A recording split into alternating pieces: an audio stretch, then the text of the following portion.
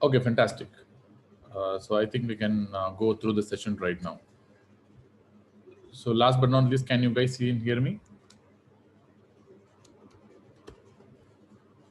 No audio visual lags, right?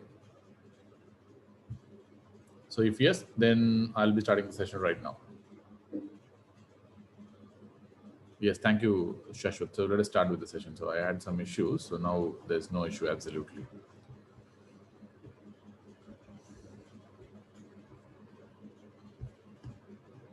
Okay, cool. So today's discussion is actually important and very relevant to not only for exams but also for your routine practice as well, because this is one of the common disorders that we encounter in clinical practice, that is irritable bowel syndrome. And along with irritable bowel syndrome, we are going to also look at the pharmacology of different drugs that have been used in the treatment of constipation or diarrhea, which is also again a very underrated topic but very important topic. For that, you need to understand the basic physiology behind the enteric nervous system. So that is something we're going to discuss as well. So first thing what we need to discuss is on the basics of IBS, irritable bowel syndrome. If at all they ask you the most common type of functional bowel disorder in the world, it's all about irritable bowel syndrome. Irritable bowel syndrome is considered to be the most common functional bowel disorder in the world. The age group which is very commonly affected by this IBS is the younger age group, to be honest, around 20 to 40 years of age group. So this is the age group that is typically affected with irritable bowel syndrome, usually. So when it comes to the gender distribution with regards to irritable bowel syndrome, usually the females are generally very commonly affected with IBS compared to the males. But when it comes to the Indian subcontinent, the males are the ones that are very commonly affected compared to the females.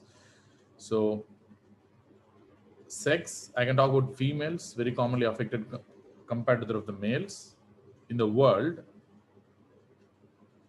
But there are data that are coming out in Indian subcontinent, where especially when countries like India, Pakistan, Bangladesh, and Sri Lanka, where males are actually more affected compared to the females. So probably this is related to the more incidence of gut infections in males compared to the females, probably because you can also understand that by knowing the fact that males are the ones who are going to regularly eat outside compared to the females. But nevertheless, so this is the data that is in the Indian subcontinent. It's given in many textbooks as well. I mean, when it comes to the pathophysiology, there are a lot of issues that happen with patients with irritable bowel syndrome, but the pathophysiology is something that is incompletely understood. So why this alteration in the enteric nervous system causing pain or this kind of increased motility or decreased motility, why it really happens is something we don't know with a good clarity. But nevertheless, we have some proposals behind how this irritable bowel syndrome is going to develop. So usually we tend to call it as a part of a triad. So these are the three cornerstones of why you develop irritable bowel syndrome. So one is increased pain perception. The patient is going to have an enhanced pain perception. So we can tell why the patient develops increased pain. That may be probably due to visceral hypersensitivity. This is a very important factor. And this has been consistently proven in experiments in patients who are suffering from irritable bowel syndrome. So especially this visceral hypersensitivity, which means the gut is going to respond too much to either food or probably irritant chemicals or probably anything that for that matters, the gut is going to respond a little bit more. So that is what we call as a visceral hypersensitivity. And that increased contractions or probably increased pain perception is the one that's going to cause the pain. And apart from that, the patients are also going to have altered gut motility. The movements of the gut will be altered. So this is the three cornerstones why you get an irritable bowel syndrome in the first place. On top of that, any condition we describe, so it's going to have a genetic background as well as an environmental background. So there are quite a few genetic backgrounds that have been described to play a role in development of irritable bowel syndrome. The most important of that is going to be the SCN5A mutations. That's considered to be very, very important, the setting of IBS. Apart from that, when it comes to the environmental issues, so one of the most important issues that we ask for whenever the patient is likely to suffer from irritable bowel syndrome is the abuse history. Especially the childhood abuse has been thought to play a very, very important role in the development of irritable bowel syndrome later in the course of the life. So you need to know that. And apart from that, simple stress could be anything, right from your physical to mental exertion, anything can result in the development of IBS. Apart from that, low birth weight, especially if the birth weight is less than 1.5 kilograms. That's been interestingly associated with the development of IBS later in their life. and people who are supposed to be very anxious, or people who are, having generalized anxiety disorder are very likely to develop IBS compared to that of the general population. Apart from that, post-infectious, especially after an attack of acute gastroenteritis, there will be alteration in the microbiome. Probably we think that is the reason why we develop irritable bowel syndrome. And apart from that, your psychosocial factors like patients who are suffering from depression, or patients who are suffering from psychotic disorders like schizophrenia. So they also have an increased risk of developing irritable bowel syndrome. And on top of that, one of the important things that's been coming up in the recent times is the altered gut microbiome. So we know that microbiome plays a very, very important role in the homeostasis of the gut as a whole. So whenever there is an altered microbiome, there are a number of disorders that are associated with the altered microbiome. Like for example, IBD itself, we discussed in detail that it's been associated with some evidence that altered microbiome could play a role in the development of IBD. Similarly, IBS is also one disorder that's been increasingly recognized as a disorder of altered gut microbiome. Probably reduced number of bacteria, probably increased number of bacteria. Both can relate to the irritable bowel syndrome, and both are actually associated with the development of irritable bowel syndrome. Especially if you have something called as IBS of diarrheal type, it is suggested that increased proliferation of the gut microbiome is probably one of the reasons why you develop the IBS of diarrheal type, which we'll be discussing later on. That is why in these situations, rifaximin is one drug that is very helpful.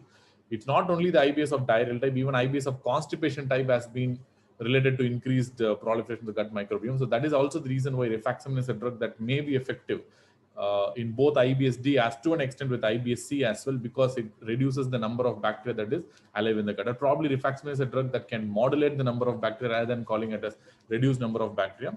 But nevertheless, so this is what you need to know. The altered gut microbiome also plays a very reasonable role in the development of irritable bowel syndrome. So in a nutshell, we can tell the basic pathophysiology is these three cornerstones that we need to discuss. That is the increased pain perception along with visceral hypersensitivity and altered gut motility. Along with that, you have a lot of genetic and environmental factors. As far as genetic factors concerned, this SCN5A mutation is very important, which could be an exam question.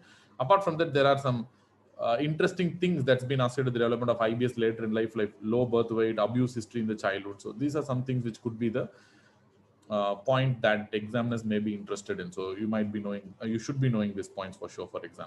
Apart from that, when it comes to the diagnosis of irritable bowel syndrome, we follow the criteria called as Rome criteria. So currently we follow something called as Rome 4 criteria. That is what we follow as far as the diagnosis of IBS is concerned.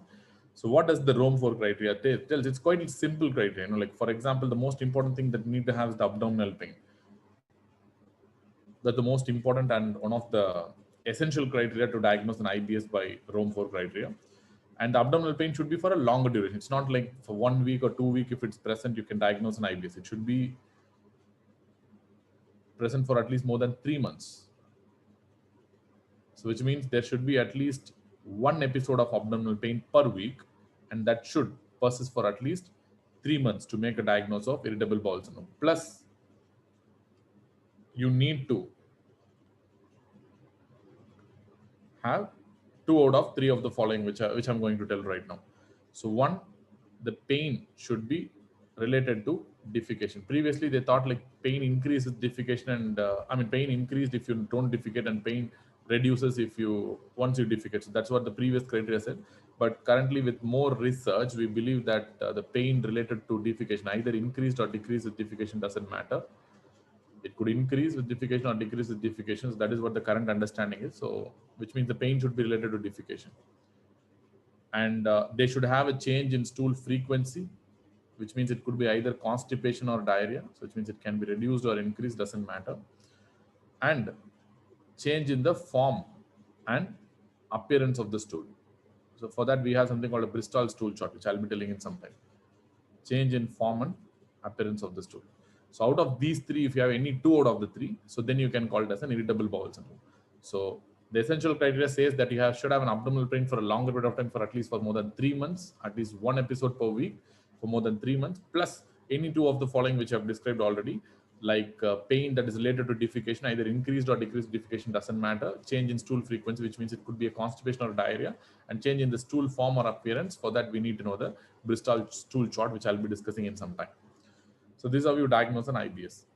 So basically, like IBS is a functional bowel disorder. It's not related to any organic problem like bacterial overgrowth, even though altered microbiome is considered to be the reason.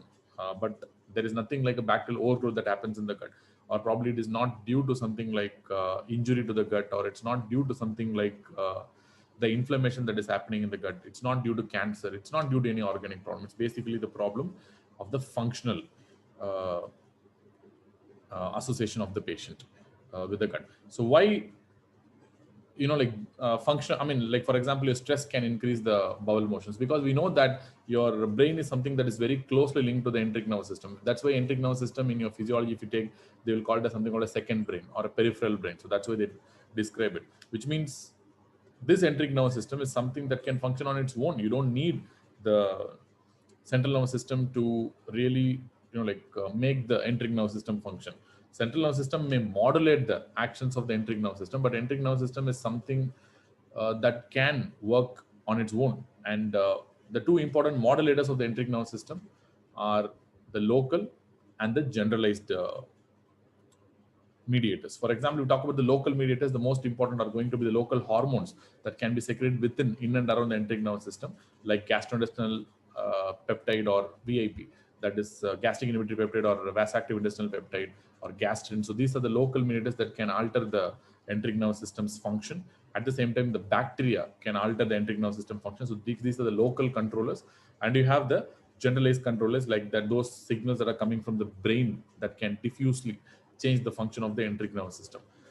So that's the reason why your stress and psychosocial factors, which can modulate the function of the enteric nervous system, probably is associated with the development of this irritable bowel syndrome. And now the problems that is related to the brain, central nervous system, and the problems that are related to the local mediators like the hormones and the altered gut microbiome has not only been related to IBS, it's been related to multiple other disorders like IBD as well, which is beyond the scope of the current discussion.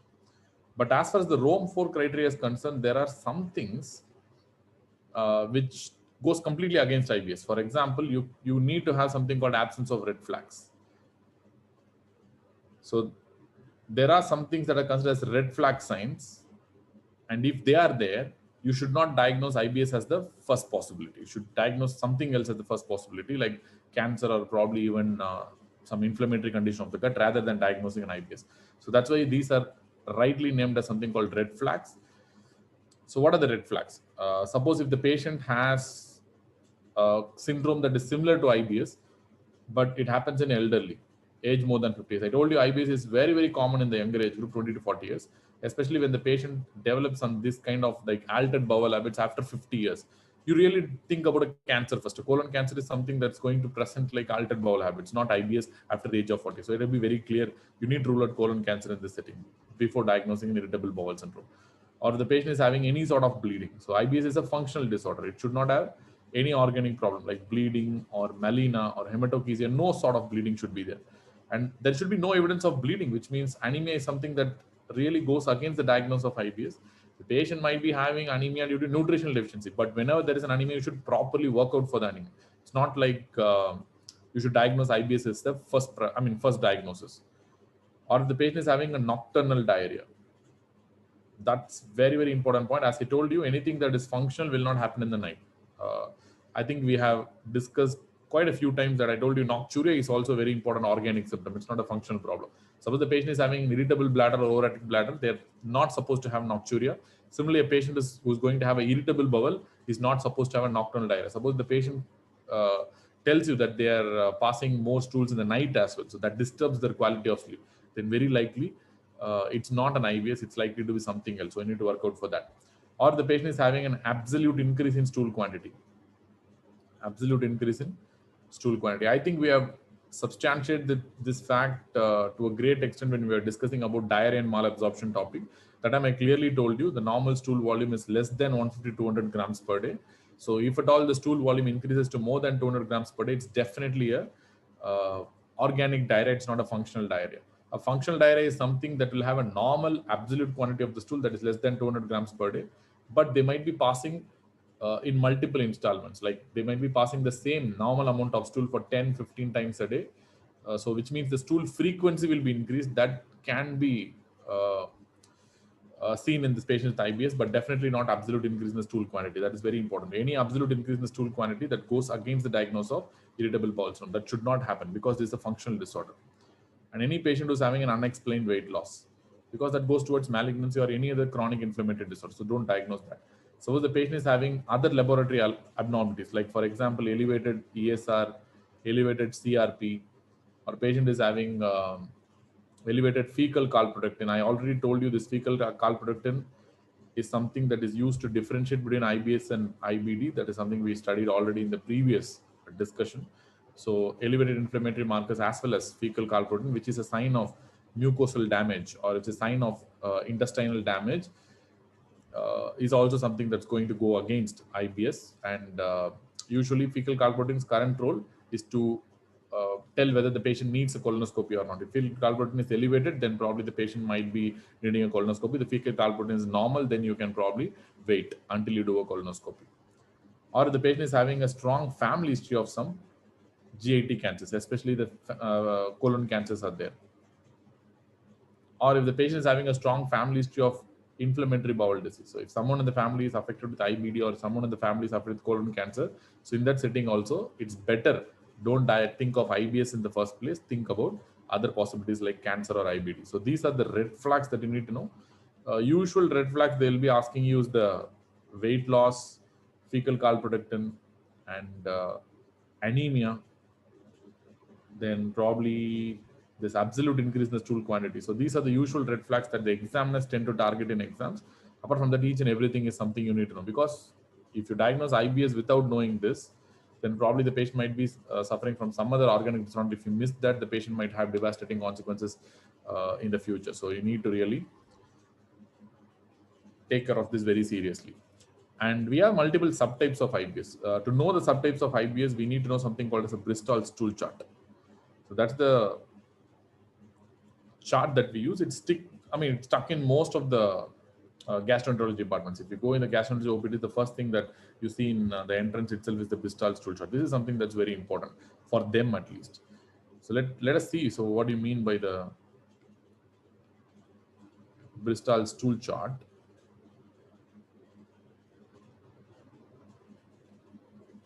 Okay. And now we are going to diagnose an IBS. Okay, I've inserted these two images. What you see here is, it is a classification from type 1 stool to type 7 stool. Type 1 stools are extremely hard to pass and type 7 stools are extremely loose. It's on the opposite end of the spectrum. It's very loose. So if you really see, like type 1 and type 2 are the ones that are usually seen in patients who are suffering from constipation, and type 6 and type 7 are the ones that are seen in patients who are suffering from diarrhea usually. And type 3, type 4, type 5 are considered to be relatively normal. We don't call it as abnormal. So type 1, type 2, relatively hard stools, constipated stools. Type 6 and 7, relatively, watery and liquidy stools, typically seen in diarrhea patients. And type 3, 4, and 5 are something that is very, usually suggests to have a normal consistency. So when will you diagnose an IBS? So you can diagnose an IBS of constipation type, an IBS of diarrheal type, and IBS of mixed type, and we have something called IBS of unclassified type. So this particular triangle tells you very clearly that how to diagnose this different types of IBS. For example, if the patient's stool types is predominantly 6 and 7, and at least 25% of the bowel motions, at least more than 25% of the bowel motions are are actually related to Bristol stool type 6 and 7. So this you can call it as IBS of diarrheal type, which means the cutoff is at least 25% of the bowel motion. So 1 in 4 stools should be at least suggestive of Bristol chart 6 and 7. Similarly, if the patient is having at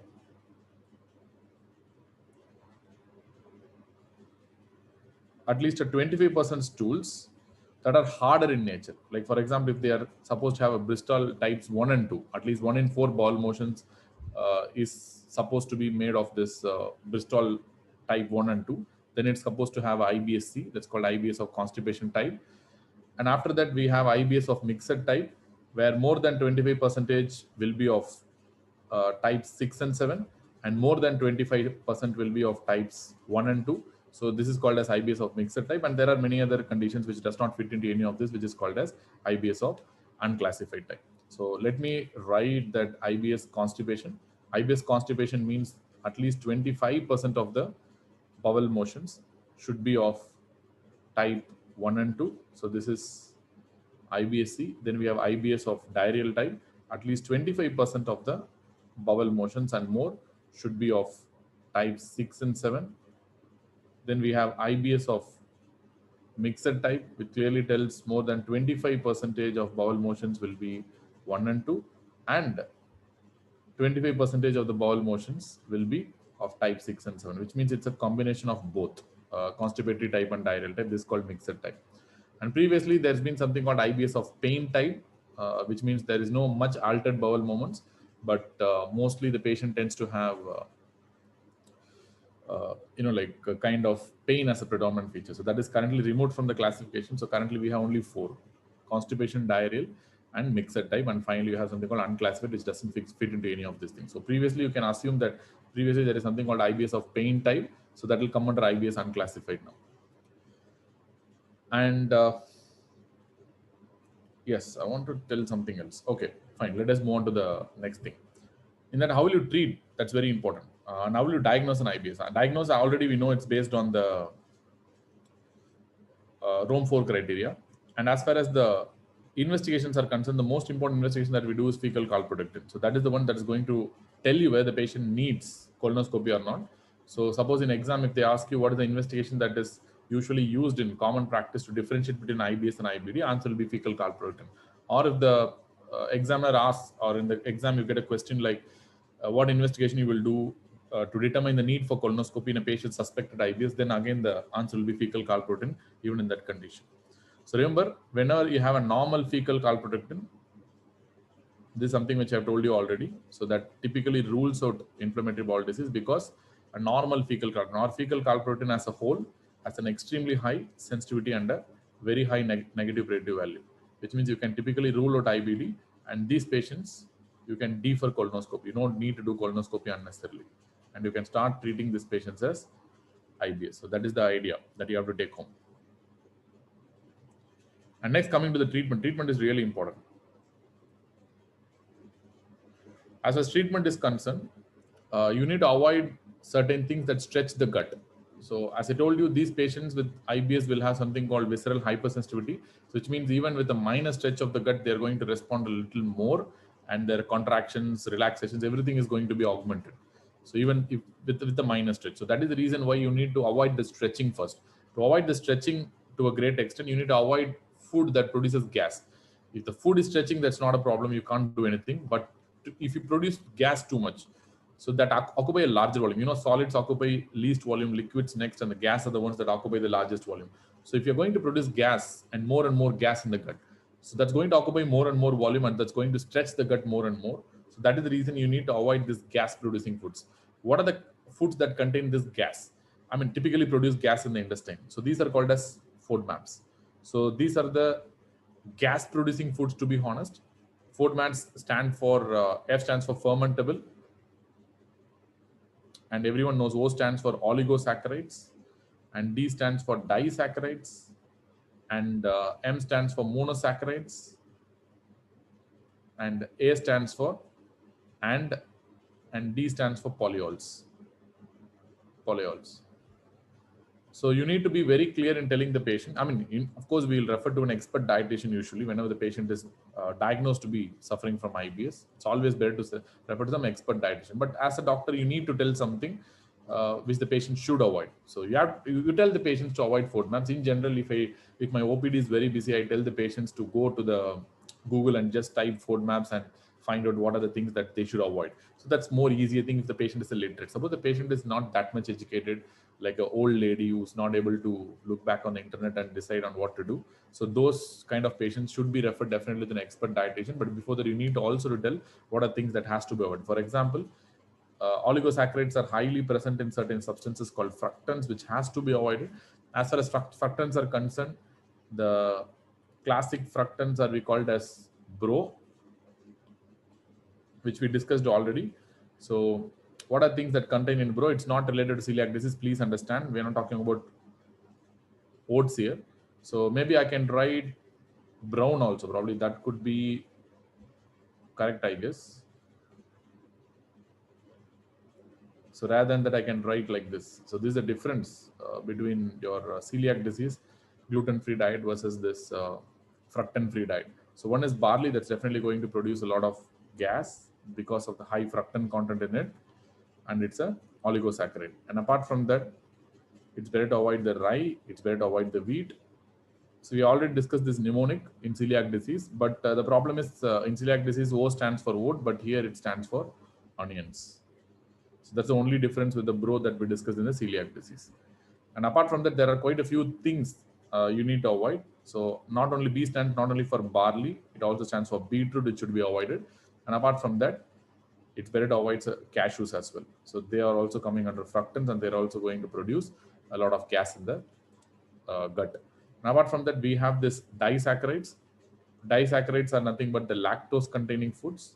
What are the lactose containing foods? These are nothing but dairy products. So any dairy product like milk, ice cream, yogurt, all these things are going to contain a considerable amount of lactose, and they're going to produce more fermentation and more gas, and they're going to produce problems in patients with IBS. And then we have the monosaccharides. As far as the monosaccharides are concerned, these are the free fructose related foods. These are the most important content in monosaccharides when it comes to the external diet. So what are the things that contain free fructose? So honey is supposed to have the highest free fructose, then followed by the mangoes. Mangoes are sweet because it contains high amount of fructose. To an extent, it's present in cherries and apple as well. And apart from that, smaller amounts are found in watermelon. Suppose if the patient is not able to reduce the apple or watermelon, then at least minimum they need to avoid taking honeys and mangoes, because they are very, very high in free fructose, and that's the one that makes them extremely sweet, and that is the one that is the reason for development of more gas in the gut, and that could result in more pain and more changes in the bowel movements in this patient. So you have to avoid that. And polyols, the final thing is the polyol that we need to discuss. As far as the polyols are concerned, we know sorbitol is a very important polyol. Then we have the mannitol, we know that, and we have maltitol, anything that comes with this litol. So then we have xylitol, sorbitol, mannitol, maltitol, xylitol. So all these things are considered to be polyols. And even one more drug, one more compound is that raffinose, you would have studied. So this is also something that's going to come under the polyols.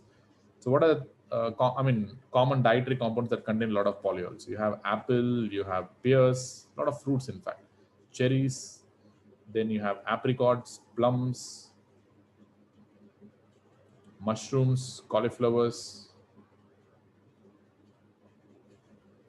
and probably to some extent in cabbage. So these are the dietary products that contain a lot of polyol. So it is better to avoid these products as well. So it seems like the patient with IBS can't eat anything. It's not like that. So even though we tell it's better to avoid FODMAPs, patient can take in particular quantities. How much to take, it all depends on the personalized symptom production of the patient with each diet. So that is why when you send to the expert dietitian, they will clearly tell what amount of these foods can be taken. It means it's avoided, means it's not like you should completely like stop taking these products. So it's better to take in very limited quantities, and depending on each and every patient, it's personalized to take how much amount of apple should be taken, how much amount of barley should be taken, how much amount of dairy products can be taken. All these things is something to be personalized over a period of time. So that's why you need to have in touch with an expert dietitian who's going to frequently follow up with the patient, maybe in the phone, or we have a lot of apps right now. Through that also the dietitian can contact the patient, or through social media they can contact, so they can adjust this diet based on the symptoms of the patient and based on the Bristol stool chart over a period of time. So it's quite simple. So right now we have separate nutritionists and dietitians who are dedicated to do all these things. So we don't have much problem. So at least to tell the patient, it's better that you avoid the FODMAPs. That's what we're going to tell the patient. And fiber, dietary fiber is very, very important.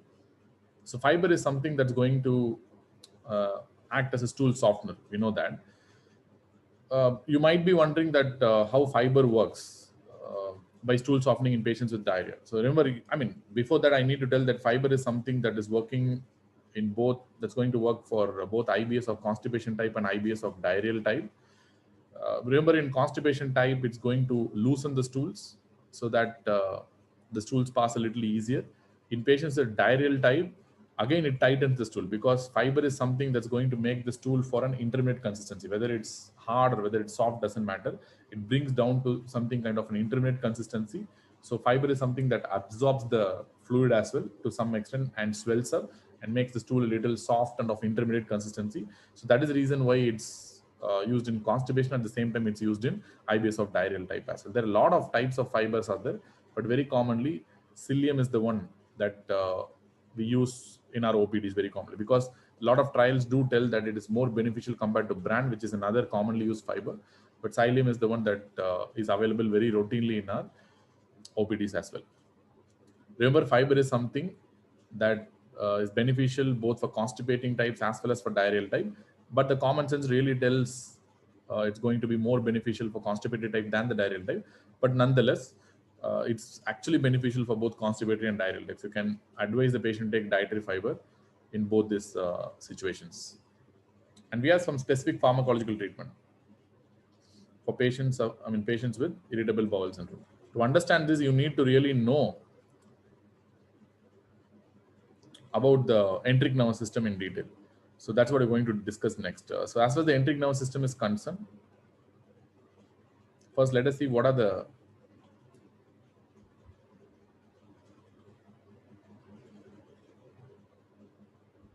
things that are actually playing a role in the propagation of a food bolus.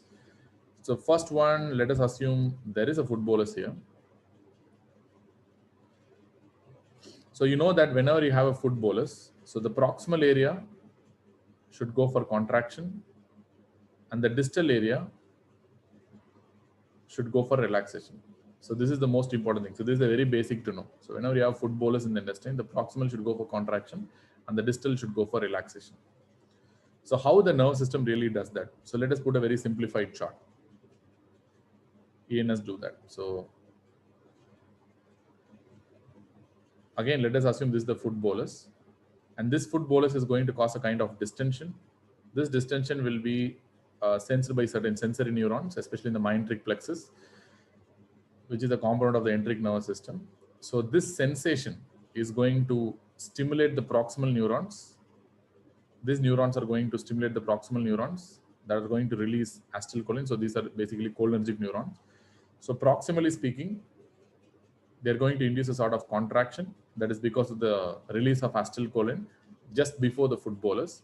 And distally, they are going to stimulate neurons that are going to release a lot of relaxatory peptides, like relaxing peptides like nitric oxide, vasactive intestinal peptide, and even ATP is considered to be relaxing peptides. So the most important are the nitric oxide and the vasactive intestinal peptides. So these are things that are going to be released in the area that is immediately distal to the food bolus, and that's going to initiate something called as a relaxation.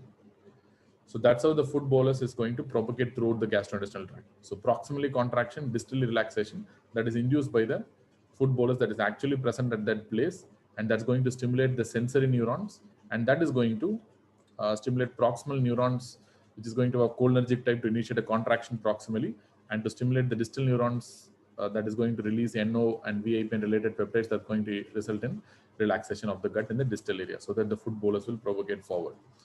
And there are a lot of modulators. For example, very basic thing to understand is, so there are substances that are cholinergics. We have bethanacol, we have OPC poisoning cases. We know that. So whenever you have cholinergic overactivity, you're going to result in increased motion or increased contraction of the gut. So that's going to result in diarrhea. So we know that. And whenever you go, give an anticholinergic, that's going to affect the contraction. It's going to reduce the contraction as well. So that's the reason why whenever you give anticholinergic drug like atropine, you might result in a dry patient. Maybe they can go for constipation over a period of time, and that's why there are drugs which have anticholinergic activity like amitriptyline also can produce a lot of constipation. And cholinergics like bethanacol can result in the development of diarrhea. That is because of increased contraction proximal to the gut. So this is a very simple thing. But there are a lot of things that modulate this transmission at this level. So what are things that generally modulate? So for example, you have certain serotonergic neurons. Serotonin is very, very important.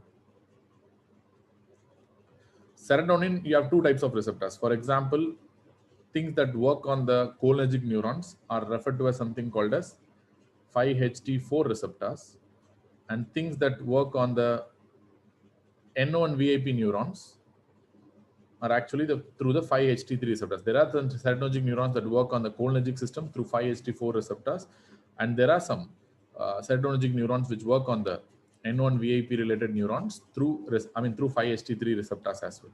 So what serotonin basically does is it stimulates both 5-HT4 as well as 5-HT3 receptors. If your action is predominantly on the 5-HT4, you're going to result in more contraction. If your action is predominantly on the 5-HT3, you're going to produce more relaxation. Based on that, we utilize that for pharmacological principles. For example, there are drugs which are probably called as 5-HT4 agonists. So we have 5-HT4 agonists as well. There have been many drugs under this 5-HT4 agonist. The original drug was called as cisapride. Everyone knows that. And this cisapride is something that's banned from the market because of the cardiovascular risk. Then there was another drug called tigacerod. This is also a drug that was banned from the market because of high risk of cardiovascular death, because it produced increased incidence of cardiac arrhythmias. That's why it was banned. But currently, the only 5-HT4 agonist that is available in your market is something called as prucalopride. Standard dose of prucalopride is 2 milligram per day. That's the usual starting dose, and the standard dose of prucalopride is available in the brand name called Pruvit.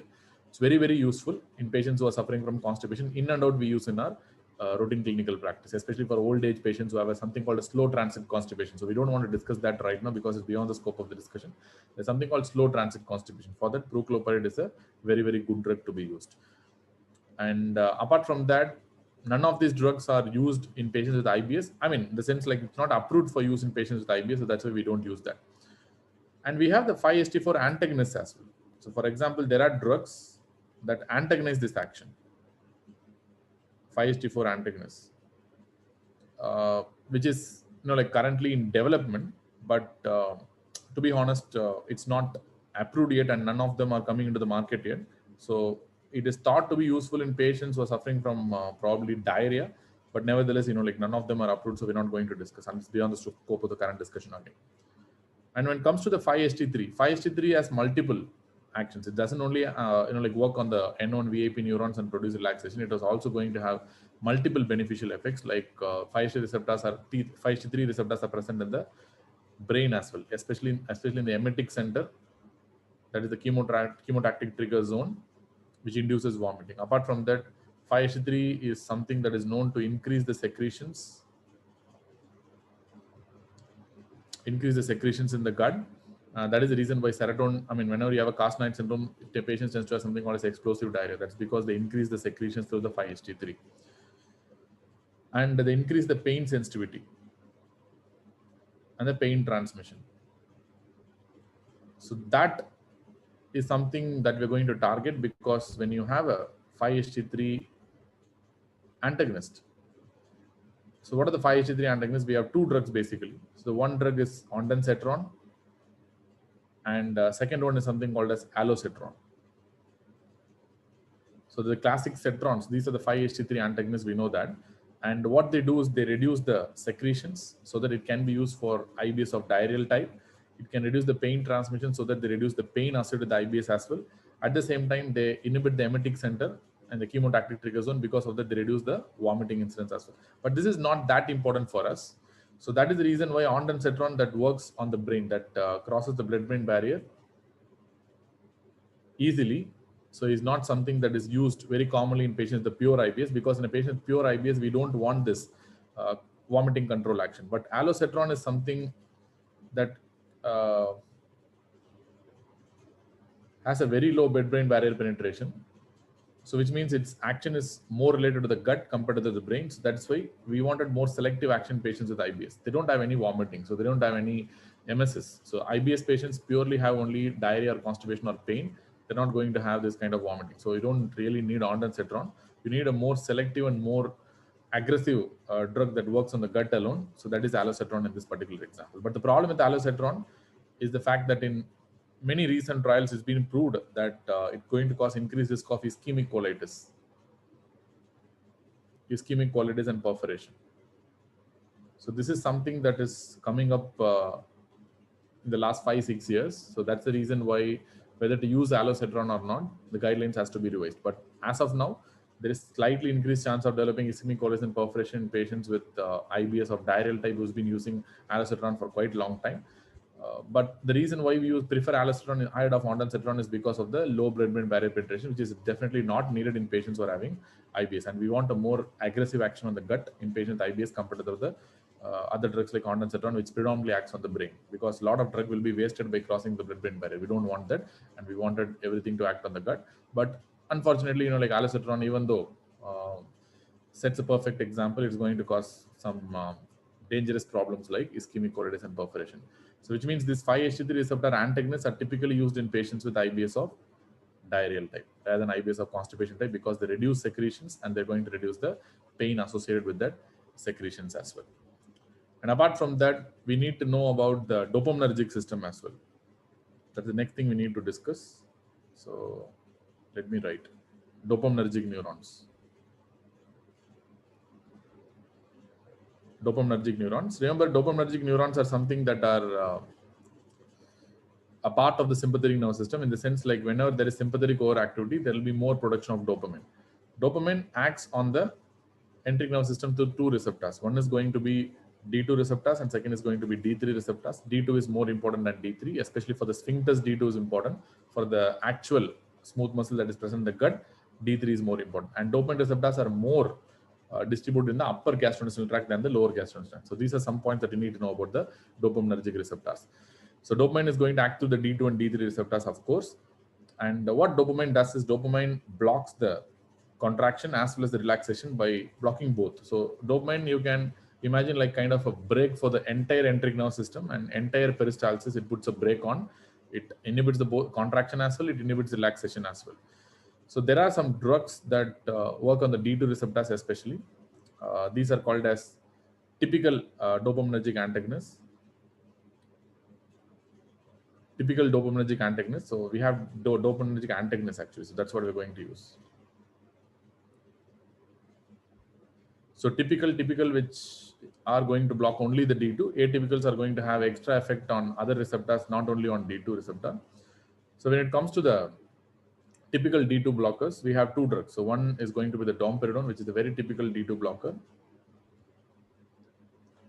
And we have another drug called as levosulpride. In general, all sulprides are typical D2 blockers. Remember, domperidone has very low penetration of the blood-brain barrier, but levosulpride is something that's going to cross blood-brain barrier very effectively. So that is why levosulpride is something that is also used for patients with schizophrenia, because it's an anti-dopaminergic drug and it's going to block the D2 receptors, which can be useful in patients with psychosis. So because of the high blood-brain barrier penetration. That's also the reason why levosulpride is more associated with the risk of development of extra-abdominal symptoms like Parkinson's disease.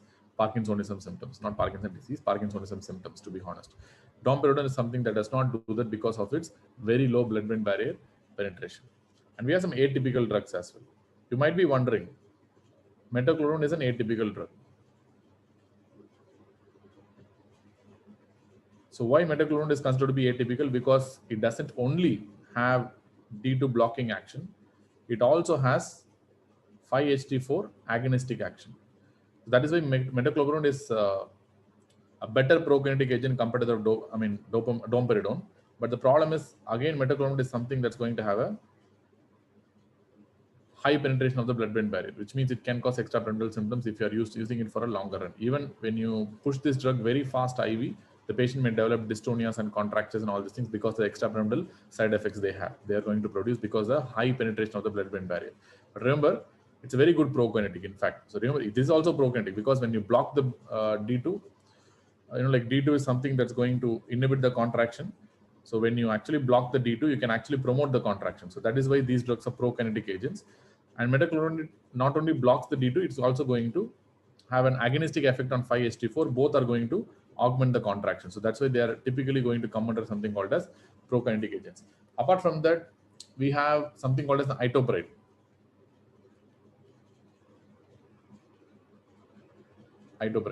So why itopride is an atypical agent? So it has dopamine blocking ability.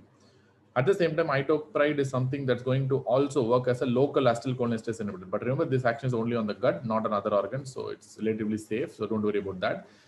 So which means it's like a cholinergic action. So whenever you inhibit acetylcholinesterase, they're going to produce more local acetylcholine. So if you have more local acetylcholine, you're going to result in more contractions, which means that's why these are prokinetic agents. So all these drugs, all these anti-dopaminergic drugs are basically prokinetic agents, not very commonly used in patients with IBS of constipated type, but we know that in patients with slow transit constipation or patients who are having constipation due to other reasons apart from IBS, so you can use this anti-dopaminergic drugs as well. But basically, they are considered to be prokinetic agents. Very commonly, we use these drugs in patients who are having diabetic constipation, because in diabetic autonomic neuropathy, the vagus will be damaged. Because of that, they'll have this early bloating, satiety, and all these things. So that's why it's more of diabetic gastroparesis drug rather than we use for IBS patients. And at the same time, I clearly told you dopaminergic neurons are more distributed in the upper gastrointestinal tract rather than the lower gastrointestinal tract. But whereas patients with IBS are typically suffering from problems of the lower intestinal problem, it's not actually a stomach problem. But dopaminergic receptors are more distributed in the upper GIT, like stomach and the duodenum, rather than the lower intestine, like the jejunum, ileum, and the colon. So that's why these are less useful in patients with IBS. That's why we don't really use this in patients with IBS. You might wonder, I mean, later on, maybe when you're studying your textbooks, you might wonder why these prokinetic agents are not used in patients with IBS. This is the reason why we don't use this in patients with IBS, because dopaminergic receptors are more distributed in the upper GIT than that of lower GIT, where IBS is usually a problem of the lower GIT. So we discussed on dopamine, we have discussed on serotonin. We have to discuss on the opioid drugs. There are quite a few opioid drugs are there which work on the intestine. So for example, if they ask you about the receptor that is present widely in the intestine, that is a mu receptor. You have delta kappa and all that is more in the CNS, central nervous system. Mu is something that is typically distributed in the intestine, to be honest. So what this mu opioid receptors do, they work on the acetylcholine neurons, on the acetylcholinergic end and the cholinergic neurons, and they're going to inhibit them, which means opioids are the ones that are going to inhibit the contractions. So that is the reason why whenever you are going to use opioids, they produce constipation, especially if used for a longer time.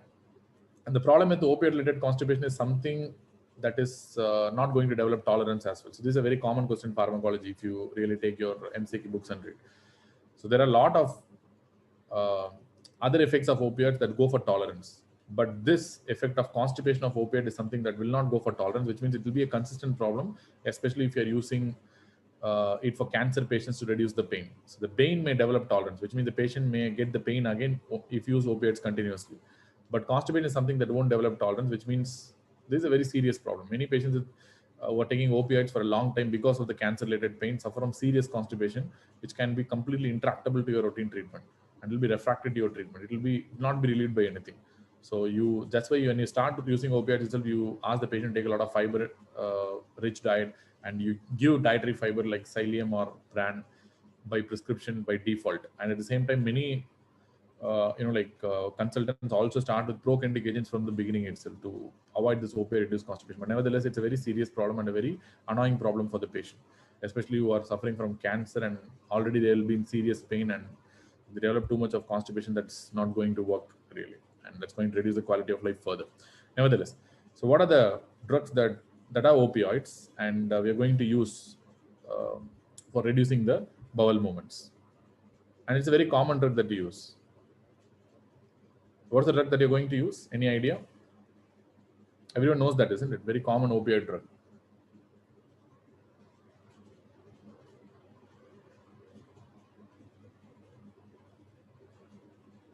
Which typically works only on the mu receptors. Yes, loperamide.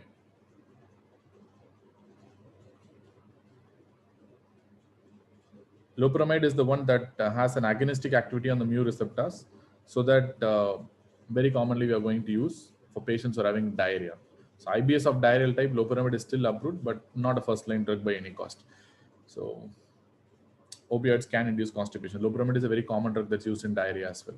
Apart from that, there are quite a few number of drugs that we need to discuss when it comes to your IBS treatment. So in that, we need to know about the cyclic MP, about the cyclic GMP, about the chloride channels and all this stuff. So for that, let me put two cells side by side.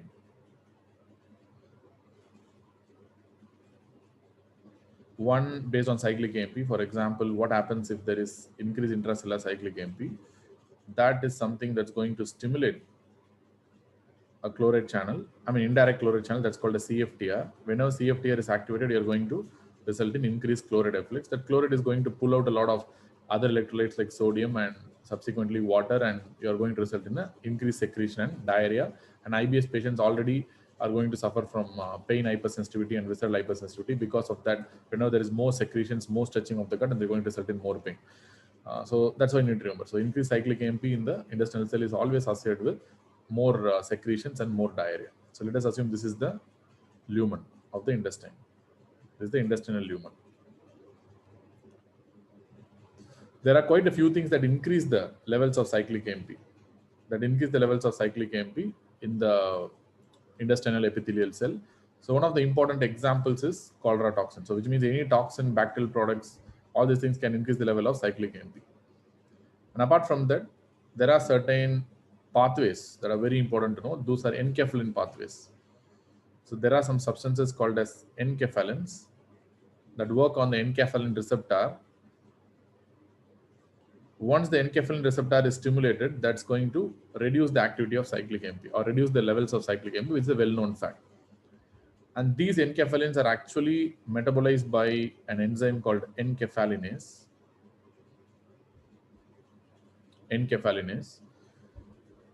So there is a drug that can inhibit this enkephalinase. So we have studied that already. So let me put in red for that. So there's a drug that's going to reduce the enkephalinase activity, which means they're going to inhibit the enkephalinase so that your enkephalins levels will be more, so that you produce, reduce cyclic AMP, so that you will have a reduced chloride efflux and reduced secretions. So indirectly. So what are the enkephalinase inhibitors? One of the important drugs is rusticadotol.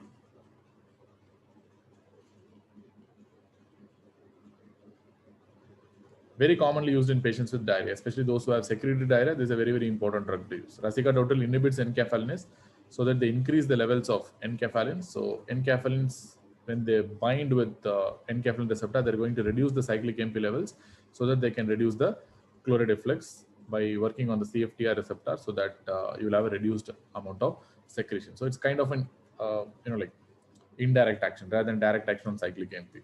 So it works through the enkephalin receptor. So rusticadotol is an enkephalinase inhibitor. That's what you need to know. Very commonly used in diarrhea patients. And apart from that, you have one more drug that's called as elixadolin. It's approved in patients with IBS of diarrheal type again. So remember, elixadolin has a double action. It is an enkephalinase inhibitor. Clear? It's not enkephalin inhibitor, it's an enkephalinase inhibitor. At the same time, elixadolin also works as a opioid receptor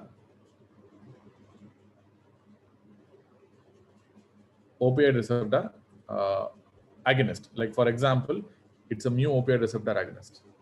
It works on the opioid mu receptors and the agonist. So elixadolin is something that works as an enkephalinase inhibitor. At the same time, it's going to work on the mu opioid receptor as well. It considered to be a delta antagonist, so but nevertheless, so mu receptor antagonist as well. So it's going to produce reduced secretions. At the same time, it's going to produce reduced contractions by reducing the firing of the acetylcholinergic neurons. Because of that, you will result in reduced bowel motion. So that's why it's useful in patients with IBS of diarrheal type, which we'll be discussing after some time. And apart from that, one other important thing is cyclic GMP. So cyclic GMP is basically produced by something called guanylate cyclase. And whenever you have cyclic GMP in excess, that's going to work on its own chloride receptors. This is called as ClC2.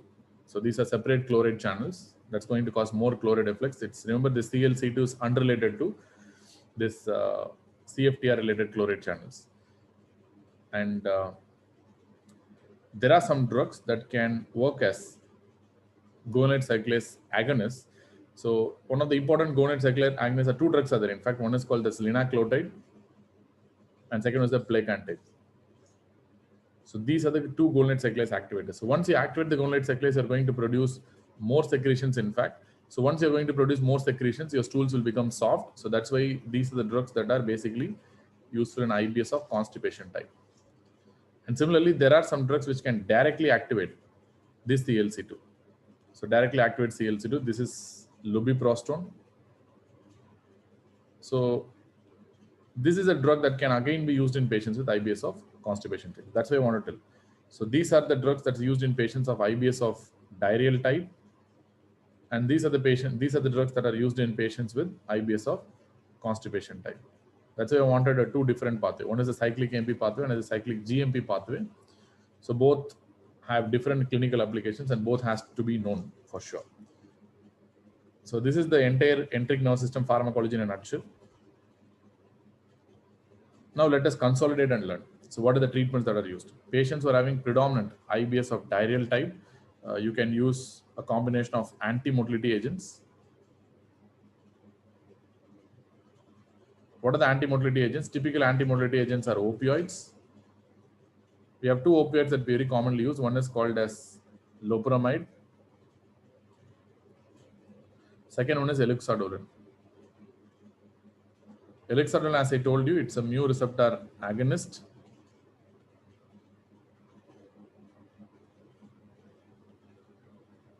Mu receptor agonist and delta antagonist. At the same time, it's indirectly going to work as an enkephalinase inhibitor as well. But most important action is the mu agonist again. But it has multiple other actions. So that's why it's more beneficial compared to the loperamide in patients with IBS especially. Remember, loperamide as well as elixadolin are something that does not cross the blood-brain barrier. No blood-brain barrier penetration. So that's why they don't have any central effects. Even if you take loperamide in extremely high doses, because of its poor penetration of the blood-brain barrier, and in fact, there is no blood-brain barrier penetration at all. That's why it doesn't cause any CNS effects. And apart from that, we have another drug called diphenoxylate, which is something we don't use right now. That's also like loperamide only, but it has relatively little penetration of the blood-brain barrier. That's why we don't use right now. But both diphenoxylate as well as loperamide are mu receptor agonists. So these are the anti-motility drugs that we use. And especially in exam, they will be asking you what are the contraindications for using elixadolin. So elixadolin has been known to produce increased risk of pancreatitis in trials. So that's why pancreatitis is a very important contraindication. Apart from that, any sort of biliary disorder like cholestasis or choledocholithiasis or any biliary problem, including choledochal cysts, it's better to avoid elixadolin. And at the same time, patients who are having severe liver impairment, especially who are having Child-Pugh C, severe liver disease, CDPC cases, you should not use elixadolin. And patients who are having heavy alcohol use.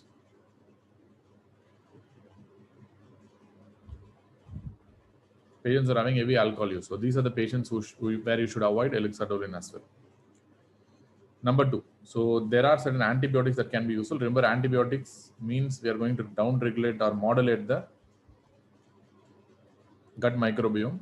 For that, rifaximin is a very good drug and very important. As I told you, the gut microbiome plays a very important role.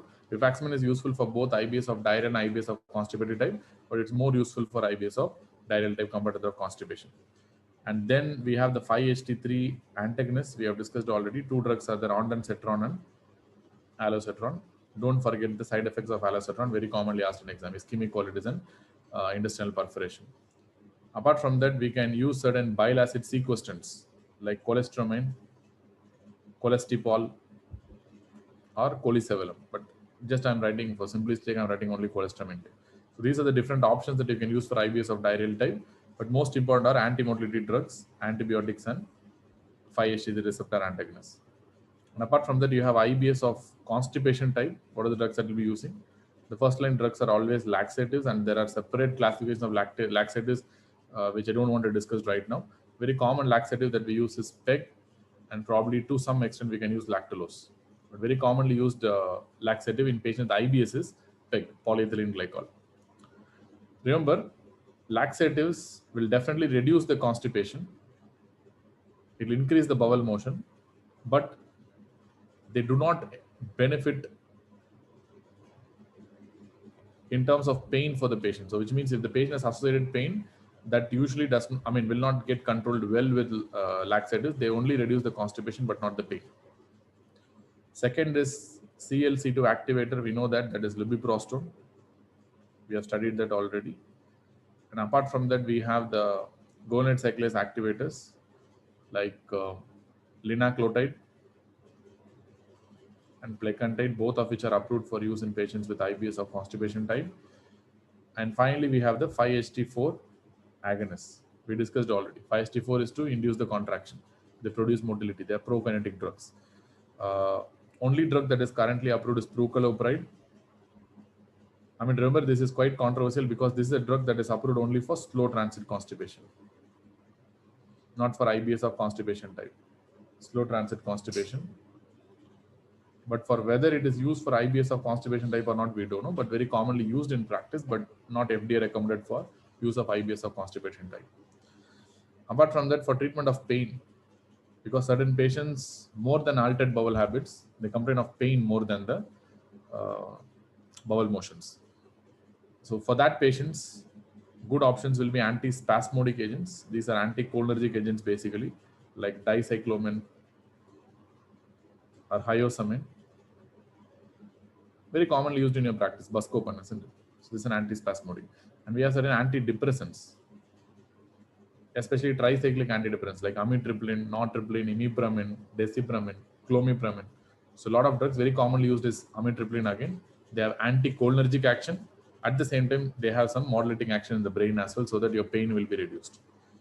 Apart from that, rifaximin is beneficial here as well. Rifaximin is not only beneficial for constipation or diarrhea, it's beneficial for reducing the pain as well by altering the gut microbiome. And probiotics might help in reducing the pain. Like for example, very commonly we use a drug called VSL3, very commonly in practice. But nevertheless, probiotics by altering the gut microbiome can also alter the pain perception, the pain sensitivity of the patient. Apart from that, there are some emerging drugs are also there.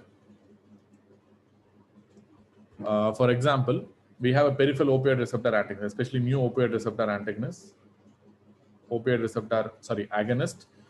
So an important drug is acimadolin. Like elixadolin, we have acimadolin also.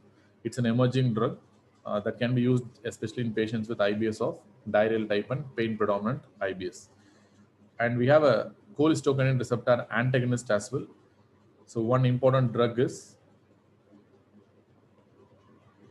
dexloxyglumide,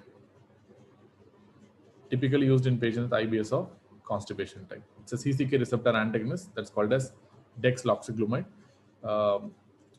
It's a cholestyramine receptor antagonist. And then you have CRH antagonist, this corticotropin releasing hormone antagonist, that's called as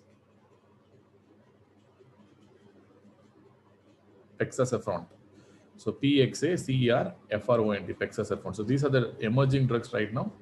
Probably will be approved by FDA maybe by 2021 or 22.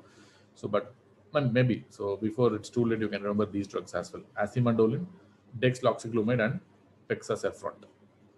So we have so many different drugs, right? So we have discussed in detail on the IBS. At the same time, we have discussed on the enteric nerve system's pharmacology. At the same time, we have discussed on different drugs used in different situations and the emerging drugs as well. I mean, this is a very important session actually, to be honest, because these are the drugs that are very commonly used, very commonly asked in your exams as well. So do you understand this so that we can move on to the next topic on colonic polyps?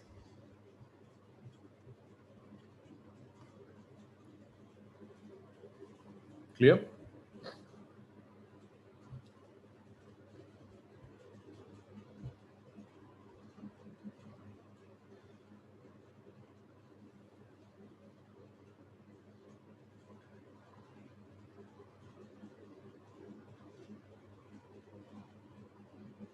Do you understand?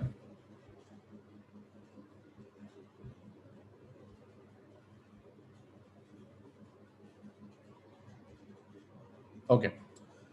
Yeah, I'm getting quite a few number of answers. Yeah, okay, fine.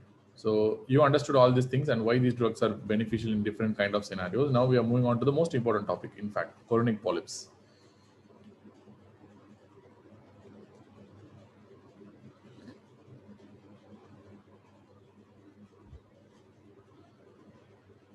Okay, so what are these colonic polyps? Basically, these are mucosal overgrowths. You need to know these are not submucosal. These are just mucosal overgrowths.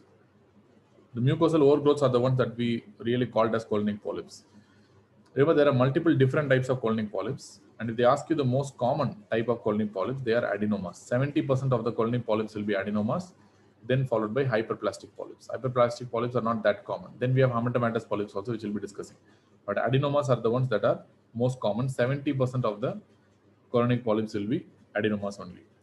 Why this is important? Because usually colon cancer develop from pre-existing adenomas very commonly. Not all the times, but usually colonic cancers are going to develop from adenoma. That is what we refer to something called as adenoma carcinoma sequence. We have studied in pathology also. Among the adenomas, as I told you, adenomas are the ones that are pre-malignant, to be honest, which are the highest risk of malignancy. The different types of adenomas, but they will ask you which is the adenoma that is having highest risk of malignancy. So first is the villus, even though it's not that common, it's actually quite rare. Then followed by tubulovillus, then followed by tubular. So tubular adenomas, to be honest, are supposed to be the most common type of adenoma, in fact, but they have a reduced risk of malignant potential. But villus adenomas, even though they are not that common like tubular adenomas, they have the highest risk of developing malignancy. As I told you, adenomas as a whole, I mean, whatever could be the adenoma, I mean, I told you just the risk of malignancy is different, but different types of adenomas, but overall adenomas are something that are pre-malignant, to be honest. And as I told you, adenoma carcinoma sequence is very important because almost 95% of the colon cancers develop from something called as adenoma to carcinoma sequence, which means there should be a pre-existing adenoma that becomes a carcinoma by accumulating mutations over a period of time. So this is the most common mechanism of how you develop a colon cancer. But even though there are some exceptions where I told you 95%, and more than 95% maybe, but there are quite a few exceptions where your colon cancers don't follow this adenoma carcinoma rule. So that is something that's an exam point. So what is an exception to the rule? Exception to the rule is in patients with having ulcerative colitis.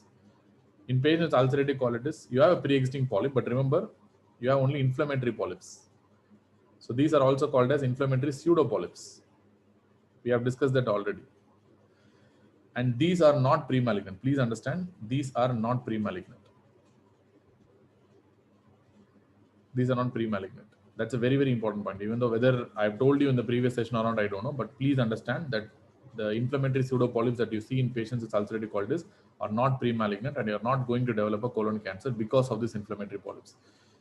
But patients with ulcerative colitis can develop colon cancer even without a characteristic polyp. Like for example, they don't have an adenoma. This is an inflammatory pseudopolyp. This is not an adenoma, and these are not pre-malignant. At the same time, patients with ulcerative colitis are not going to develop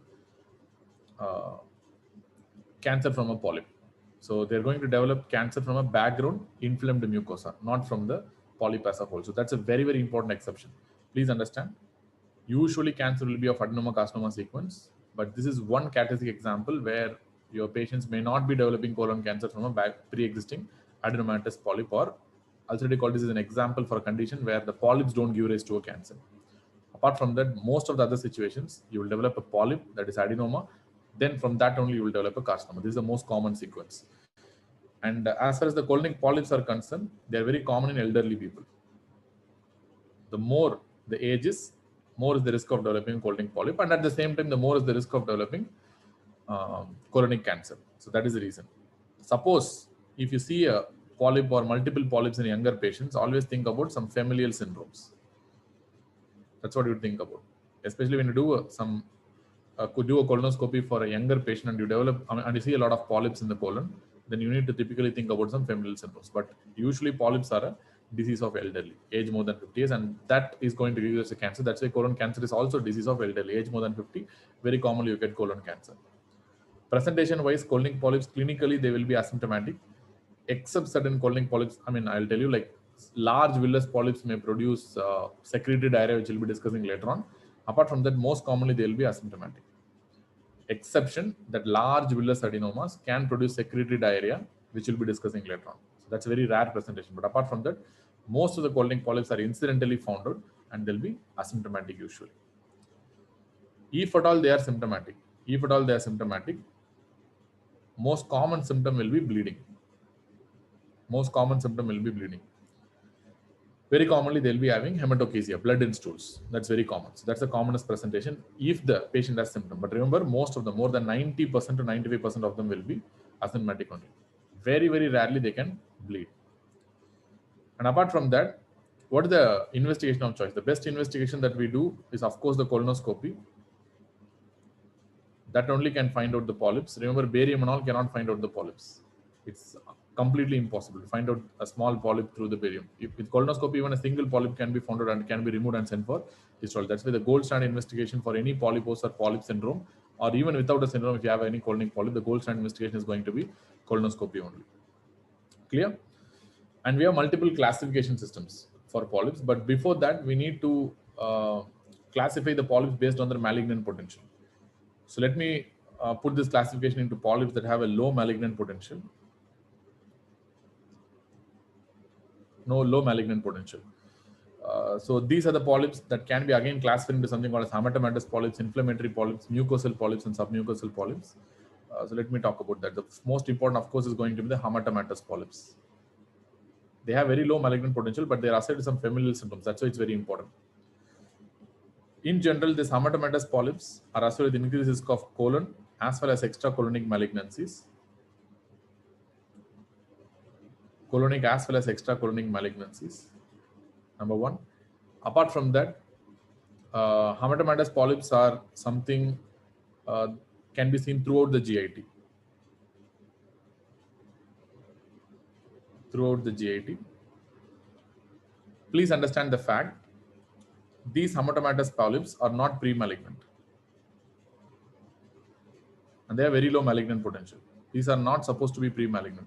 In the sense, as I told you, adenomatous polyps are pre-malignant. Adenomas are pre-malignant, but hematomatous polyps are not really pre-malignant, and they carry a very, very low risk of malignancy. And there are also the multiple familial syndromes. So where there is a risk of colonic malignancies. So what are the syndromes that are associated with hematomatous polyps? So you have multiple syndromes again. You have something called as Peutz-Jeghers syndrome, which is very, very important for exams. And apart from that, you have something called as juvenile polyposis syndrome or familial polyposis syndrome. Simply, we can call it as juvenile polyposis syndrome. And third one is Cowden syndrome. And fourth one is Cronkite-Canada syndrome. Each and everything has some unique features. So that's why it's important to know about each and every of these syndromes. When you talk about this Peutz-Jeghers syndrome, which is a very, very important one. So we call it as PJS. All of these are autosomal dominant, doesn't matter. So everything is autosomal dominant, exception only one is autosomal recessive disorder. I will discuss later on. That is MUTOH related polyposis. I will discuss later on about that. But most of the polyposis syndromes that we discuss right now or probably in your textbooks are going to be autosomal dominant, which means Peutz-Jeghers syndrome is also an autosomal dominant disorder. And they ask you the gene that is mutated here.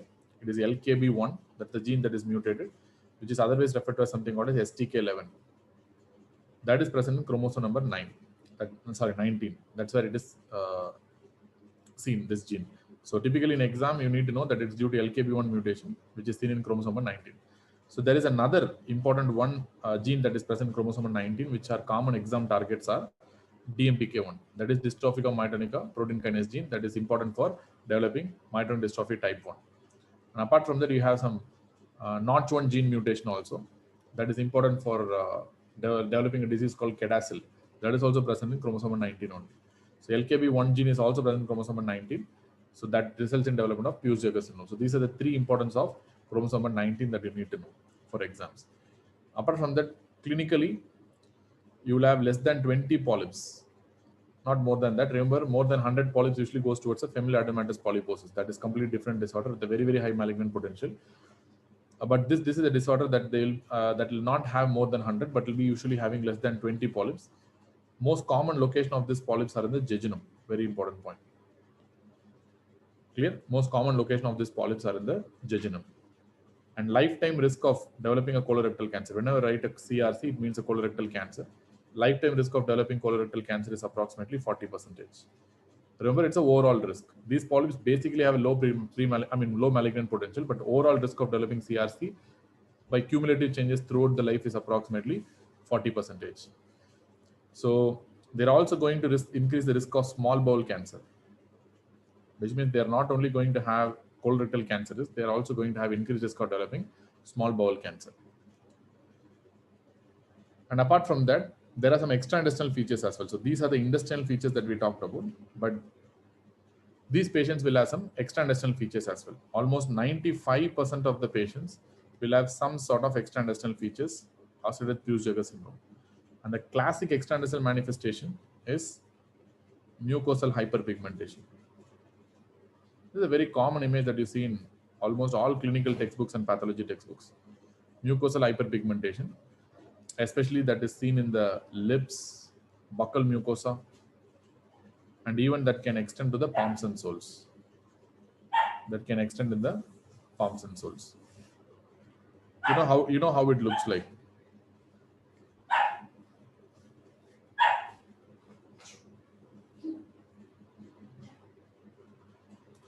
This is how it's going to look like. This is a classic image of mucosal hyperpigmentation. This is a very, very typical image that you're going to get in exams as well. So that, I mean, if you see this image itself, the diagnosis will be Peutz-Jeghers syndrome only. So, and they'll be, I mean, they won't ask you the diagnosis directly because you know this is a Peutz-Jeghers syndrome. They'll be asking you how many polyps you might be seeing in patients with Peutz-Jeghers syndrome, and that again that is due to the mutations. Remember, these are due to lenti genes. These are nothing but the lenti genes that happens due to pigmentary incontinence, and that pigmentary incontinence from melanosomes are happening due to the LKB1 gene mutation. That is the reason for why this is happening. So they won't be asking about, of course, they won't be asking about why it is occurring. They'll be asking about what are the associated problems. Whenever you see this, you know it's a Peutz-Jeghers syndrome. And typically it's associated with less than 20 polyps. This is a question they will be asking after giving this image. And they'll be asking you what is the lifetime colorectal cancer risk is approximately 40%. And they'll be asking you other important features like there is not only increased risk of colorectal cancer, but there is increased risk of small bowel cancer as well. At the same time, not only colorectal cancer and small bowel cancer, there is also a slightly increased risk, only mild increased risk of developing other cancers like ovarian cancer, breast cancer, as well as pancreatic cancer. So please understand again, the reason for developing the cancer here is LKB1 gene mutations. Very, very important. Not the hematomatous polyps. The polyps are not a problem here. So remember, the polyps are very often seen in the jejunum, but why you should get a colon cancer in the, why you get the cancer in the colon? So which means these hematomatous polyps that are seen in Peutz-Jeghers syndrome are not really pre-malignant, but it's the mutation that is actually causing the cancer, not the actual polyps that's going to cause the cancer. That's very, very important point to know. Apart from that, you have something called as juvenile polyposis, otherwise called as familial juvenile polyposis. Once again, it's an autosomal dominant disorder with incomplete penetrance, and the mutation that is typically seen is the SMAD4 transcription factor mutations. That's very common. The gene that is seen is chromosome number 9. That's where the SMAD4 gene is located, and typically you will see more than 10 polyps and distributed throughout the GAT. There is no specific location like Peutz-Jeghers syndrome, but it's distributed throughout the gastrointestinal tract. So the easy mnemonic to understand that Peutz-Jeghers polyps typically happen in jejunum is this J. J is the mnemonic for that. So J stands for jejunum, which means Peutz-Jeghers syndrome polyps very commonly happen in the jejunum rather than the other parts of the GAT. So as far as the familial juvenile polyp is concerned, more than 10 polyps throughout the gastrointestinal tract usually happens within the first decade. Onset within the first decade of life, whereas Peutz-Jeghers syndrome typically have an onset in the around second decade of life. But whereas this familial juvenile polyp is something that happens in the first decade of life itself, and typically they're going to present with GI bleeding and anemia. Rather than presenting with cancer, more often they present with GI bleeding and anemia. Remember, they have a high risk of developing stomach and colorectal cancer. So this is a polyp that's going to have an additional stomach cancer risk apart from the colorectal cancer risk. This is a syndrome that has more colorectal cancer risk as well. And Cowden syndrome is there. Cowden syndrome is another polyposis syndrome. And again, it's an autosomal dominant disorder. The mutation that is underlying is the P10 mutation. Chromosome is number 10. And typically, you will see multiple hematomatous polyps in the colon. And remember, these are not pre-malignant. As I told you, hematomatous polyps have very low malignant potential, and they're not pre-malignant. And that is substantiated by the fact these individuals, they don't have any risk of GI malignancies. which means they don't develop any malignancies. But still they have a lot of polyps in the GIT, but they don't have any risk of malignancy, to be honest. That clearly tells again, substantiate the fact that this syndromes are causing polyps, and the polyps are not the reason for the cancer. It's the gene mutation that is actually causing the risk of cancer, not the polyp, to be honest. That's very, very important, because amatomatous polyps have very low pre-malignant potential and they're not really going to be causing the malignancy in the future. So that is evident by the fact that in patients who are having Cowden syndrome, and in fact even Cronk Canada syndrome, there is no increased risk of developing GA malignancy, any form of GA malignancy for that matters. And more important point is the extra colonic manifestation or extra intestinal manifestation of Cowden syndrome and Cronk Canada syndrome that are very important. The most important is the skin manifestation. That's what they will be asking you. So what are the classic skin manifestations? You're going to see acral hyperkeratosis and facial papules. Acral hyperkeratosis and facial papules. And apart from that, few of these facial papules can be some skin tumors called as tricholemomas that are very common in these patients. So that's very important. Clear? And apart from that, skin manifestation, these patients may have some thyroid manifestations as well, like multinodular goiter, thyroid adenoma, which can be toxic, and some benign breast disorders, breast conditions. Remember, this is not breast cancers, but there will be benign breast disorders like fibroadenoma, papillomas. So they can be asked with Cowden syndrome. But most important of all is the skin manifestation. That is the usual discussion point in the exam, and that's why the images are important.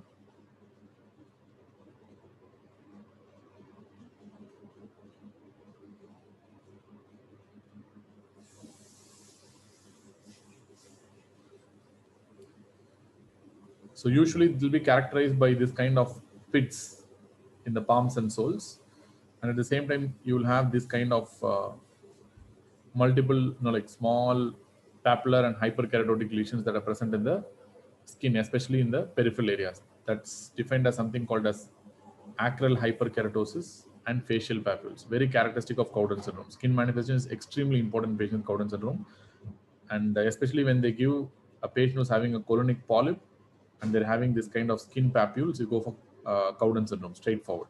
Apart from that, they may have thyroid disorders and breast disorders, which are typically benign, not malignant, but nevertheless, it's important to know. Most important is skin manifestation. Then we have the Cronk Canada syndrome. As far as the Cronk Canada syndrome is concerned, it's not a genetic disorder, it's actually an immune-mediated disorder. And the gene is not yet identified for Cronk Canada syndrome. It's basically immune-mediated disorder, probably genetic, but we don't know the gene. And current hypothesis tells that it's not a genetic disorder, to be honest. And at the same time, these patients are going to have colonic polyps, and not really colonic polyps. They have GAT polyps, in the sense like there will be hematomatous polyps that will be distributed throughout the gastrointestinal tract. And usually, again, the extra-intestinal features are very important, in the sense like this will not have any increased risk of GA malignancies.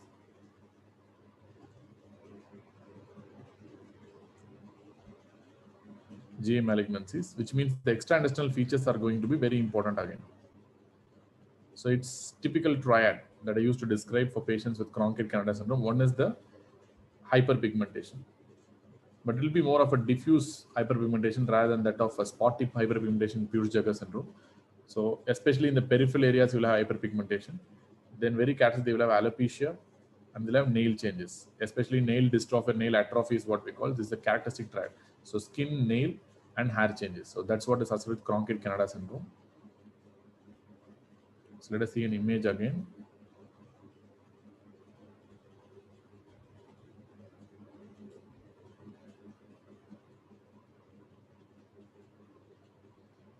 So again, there is an image that shows alopecia. Patients are having hyperpigmented spots in many places. So this is a cutaneous hyperpigmentation, very commonly in the acral areas. And you can see the nail atrophy, nail changes, nail atrophy and dystrophy. Apart from that, you will have a colonic polyps. So if you see this kind of image, where you see this kind of skin changes along with polyps and along with nail changes, you go for Cronk Canada syndrome. And the facial papules is something I have not shown, I think, in patients with Cowden syndrome.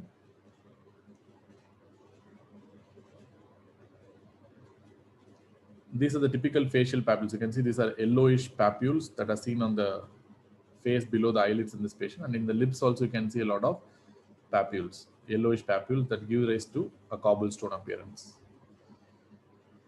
in the lip mucosa. So skin problem, chronic polyps, no nail or no hair related problems, you think about Cowden syndrome. And if you have nail dystrophy, alopecia, hyperpigmentation, classic triad, and hematomatous polyps in the GIT, you think about a Cronkite Canada syndrome. Apart from that, you have another syndrome. I don't know whether they will be asking or not. This is also a hematomatous polyp syndrome that's called as Banyan Ruvalcaba syndrome. Very poor in spellings, by the way. So this is called a Banyan Ruvalcaba syndrome. So it's an autosomal dominant disorder as well. And once again, it's due to P10 mutations, which is in chromosome number 10, like that of Cowden syndrome, because Cowden syndrome is also due to P10 mutations only. Once again, these patients will be having increased hematomatous GAT polyps, which will be of hematomatous polyps, and there is no increased risk of GI cancer, any sort of GI cancer for that matters. But the other problems will be very typical. It's very commonly going to manifest in children and infants in the form of microcephaly. That's why it's not that important for adults, to be honest. Very rare syndrome as well. Microcephaly. They'll be having multiple fibromatosis throughout the body, especially in the cutaneous areas, and they'll be having hemangiomas that are distributed throughout the body as well. And they'll be having something called as speckled penis. So it's most often a childhood disorder. I mean, maybe infantile or a early childhood disorder rather than a pure adult disorder. It's a Banyan Ruvalcaba syndrome. But once again, hematomatous polyps are the ones that are going to have extremely low malignant potential. In fact, they are not pre-malignant, to be honest, according to many studies. And but the problem is they are associated with multiple syndromes. But again, I'm telling you, in these syndromes, in certain syndromes, you have high risk of developing cancer that is due to the syndrome itself and the mutation itself rather than the polyps, because the polyps themselves carry very low malignant potential and they're not pre-malignant in nature. And the 4 syndromes that are associated with hematomatous polyps are Peutz-Jeghers, juvenile polyposis, Cowden's, and Cronkite Canada. And maybe 5th one, Banyan Ruvalcaba also. But remember, only the first 2 are related to malignancies, GI malignancies, like Peutz-Jeghers and your juvenile polyposis syndrome. Remember, Peutz-Jeghers syndrome has a risk of small intestinal cancer, it has risk of colorectal cancer, as well as it has a risk of ovarian cancer, pancreatic cancer, and all these sorts of cancer. But juvenile polyposis syndrome has risk of only GI malignancies like stomach cancer and colorectal cancer. Cowden's, Cronkite Canada, Banyan Ruvalcaba has no increased risk of GI malignancy, and they have only hematomatous polyps, which are themselves not pre-malignant. But they'll have more of extra intestinal manifestations, like skin manifestations, very typical in patients with Cowden, like acral hyperkeratosis and facial papulosis and trichomomas. These are the points that you need to know. When it comes over Cronkite Canada, it's more of the triad which I've talked about: hyperpigmentation, alopecia, and your nail problems like nail atrophy or nail dystrophy. And Banyan Ruvalcaba, usually they won't ask. I don't know whether they will ask or not. It's more of a childhood disorder. Adults, we don't even encounter that. And apart from that, there are quite a few other polyps that have low malignant potential, like inflammatory pseudopolyps. Inflammatory polyps are typically called as inflammatory pseudopolyps. You know where you will see these inflammatory pseudopolyps? Typically seen in the setting of IBD, especially in ulcerative colitis patients. Remember, these are multiple benign polyps and are not related to malignancy. Again, very important. That's why we are discussing about polyps with extremely low or no malignant potential. And then we have something called as mucosal polyps. We have submucosal polyps as well. Mucosal polyps, not associated with any syndromes, typically benign, and they are very small and they will be less than 5 millimeter and typically benign, not associated with any particular syndrome. So the name given is mucosal polyps. And then we have last one, submucosal polyps. Submucosal polyps. These are basically not polyps. Remember, first of all, they should not be called as polyps, but they'll be looking like polyps when you do a colonoscopy. That's why they are named as polyps. They are again benign in nature, and the most common among all submucous polyps is submucosal lipoma. Submucosal lipoma is the most common thing that projects like a submucosal polyp. So these are the 4 different types of polyps with an extremely low malignant potential. Among all this, Most important are the hematomatous polyps and the inflammatory pseudopolyps. So which are seen in ulcerative colitis. And again, remember, inflammatory pseudopolyps are not pre-malignant. They're not going to give rise to cancer. That's why these are polyps that are having low or no malignant potential. We have discussed that in a great depth and detail. Then there are certain polyps that have moderate malignant potential.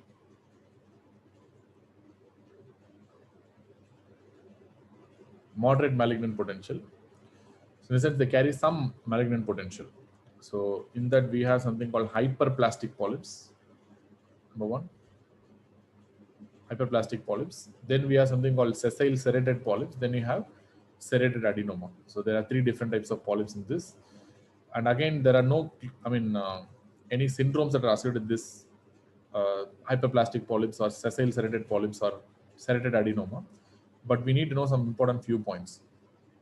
When you call it as hyperplastic polyps, whenever the normal cellular components are going for hyperplasia. So that, that's the point where you call it as hyperplastic. Hematomatous polyps are just exaggeration of the normal physiology.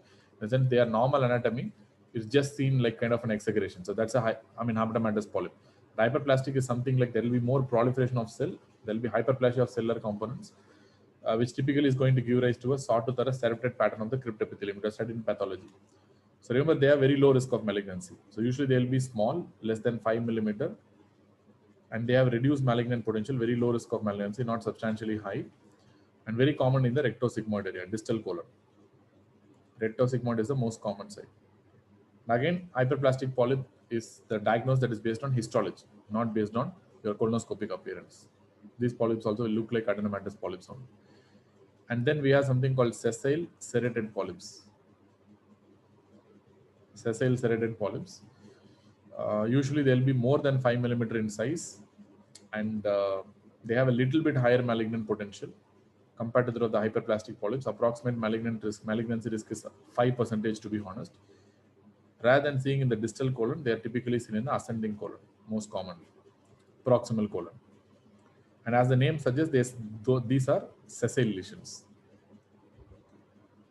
And then we have something called serrated adenoma. Serrated adenoma.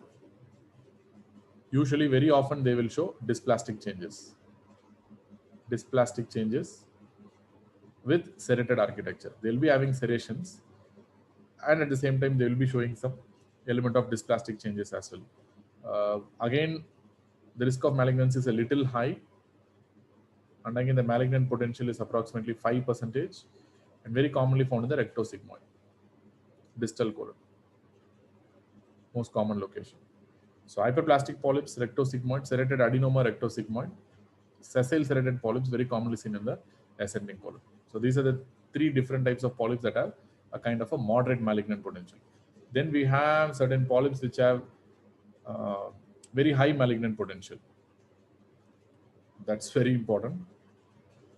Polyps with high malignant potential. These are the classic adenomas that they're talking about. So they are nothing but adenomatous polyps. Among the adenomas, we know that they have been divided into something called as a tubular adenoma. Then they will have something called as a tubulovillous adenoma. And we have something called a villous adenoma. We have three types. Among this, I've already told you the tubular adenomas is the most common. 80% of the adenomas will be the tubular adenomas, which means they are the most common. There's no doubt about that. But adenoma with highest risk of malignant potential is villous adenoma, 50% malignancy risk. 50% malignancy risk is there. Remember, but tubular adenomas have a less than 5% malignancy risk. Less than 5% malignancy, which means even though they are extremely common, they have the low risk of developing malignancy. But villous adenomas, even though they are quite rare, they are not very common, they have the highest malignant potential among all the types of adenomas. Remember, overall, compared to the polyps, adenomas are the ones that are going to have higher risk of malignancy, these adenomatous polyps. Among the adenomatous polyps, the villous adenoma is the one that's going to have a highest risk of malignancy. How they tell? Depending on the amount of tubular component and the villous component. If you have more than 75% tubular component, that will be classified under tubular adenomas. If you have more than 75% villous component, that will be coming under villous adenoma.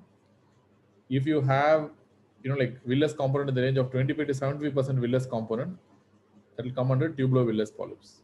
So which means 25 to 70% is villus component, remaining is tubular component. So the mixture is what we call it as a villus component. Where it will be located and what is the risk of malignancy? Let us see one by one. So frequency wise, as I told you, 80% of the adenomatous polyps will be of tubular adenomas only. And risk of malignancy or malignant potential, as I told you, it's less than 5%. Villus adenomas, frequency is somewhere around 5 to 15%, and risk of malignancy is approximately 20%. Clear? And villus adenomas, frequency again 5 to 15%, risk of malignancy is approximately 50%, 50. What will be the locations? Usually, whatever may be the polyp, they will be located in the distal colon. Adenomatous polyps are very common in the distal colon, especially in the sigmoid colon and the rectum. For example, these tubular polyps are very commonly located in the sigmoid colon. Sigmoid is the most common location, whereas villus polyps are very commonly located in the rectum. Rectum is the most common location. In fact, if you take the entire adenomatous polyps as a whole or adenomas as a whole, the rectosigmoid is the most common location. Rectosigmoid is the most common location, where tubular polyps are more common in the sigmoid and villus polyps are more common in the rectum. Clear? And apart from that, this villus polyps especially can produce a very important problem. Like for example, they'll produce a secretory diarrhea. So, and the constellation of these features are what we refer to as something called as McKittrick-Wheelock syndrome.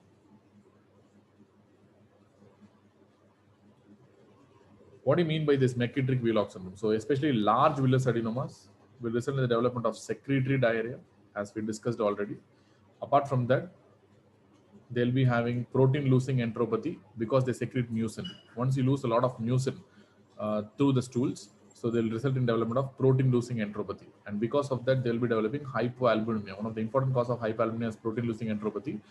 One of the causes of protein-losing enteropathy is this large villus adenomas. And they can produce dehydration and acute kidney injury, AK as well. So this constellation of features is what we refer to as this McKittrick-Wheelock syndrome. That's something that typically going to happen with villus adenomas. So when we call as advanced adenoma, remember this is a completely different thing. It could be villus or it could be tubulovillus or it could be tubular, doesn't matter. There is quite some definition for something called as advanced adenoma. Any polyp, irrespective of the histology, if it is more than 10 millimeter in size, so that is considered to be an advanced adenoma, because the size of the polyps is something that is directly related to the development of malignancy as well. The more the size of the polyp, higher risk of malignancy, irrespective of the histology. Histology will, yes, tell you what is the risk of malignancy, but even the size is a very important predictor. So any polyp, it could be tubular or villus or a tubulovillus, it's more than 10 millimeter in size, that's an independent risk factor for having a malignant potential and dysplasia. And second, as we know, presence of villus components. For the tubulovillus as well as your villus adenomas have a high risk of malignancy, which you have seen already. Especially whatever may be the histology of the polyp, if the patient is having high-grade dysplasia. So if any one of this is there, if the polyp is more than 10 millimeter in size, or the polyp is showing villus components, or the patient polyp is having high-grade dysplasia, if any one is there, this is what we called as an advanced adenoma. That's the definition of an advanced adenoma. Very important point again. So let me show you an image and we'll put everything in a nutshell.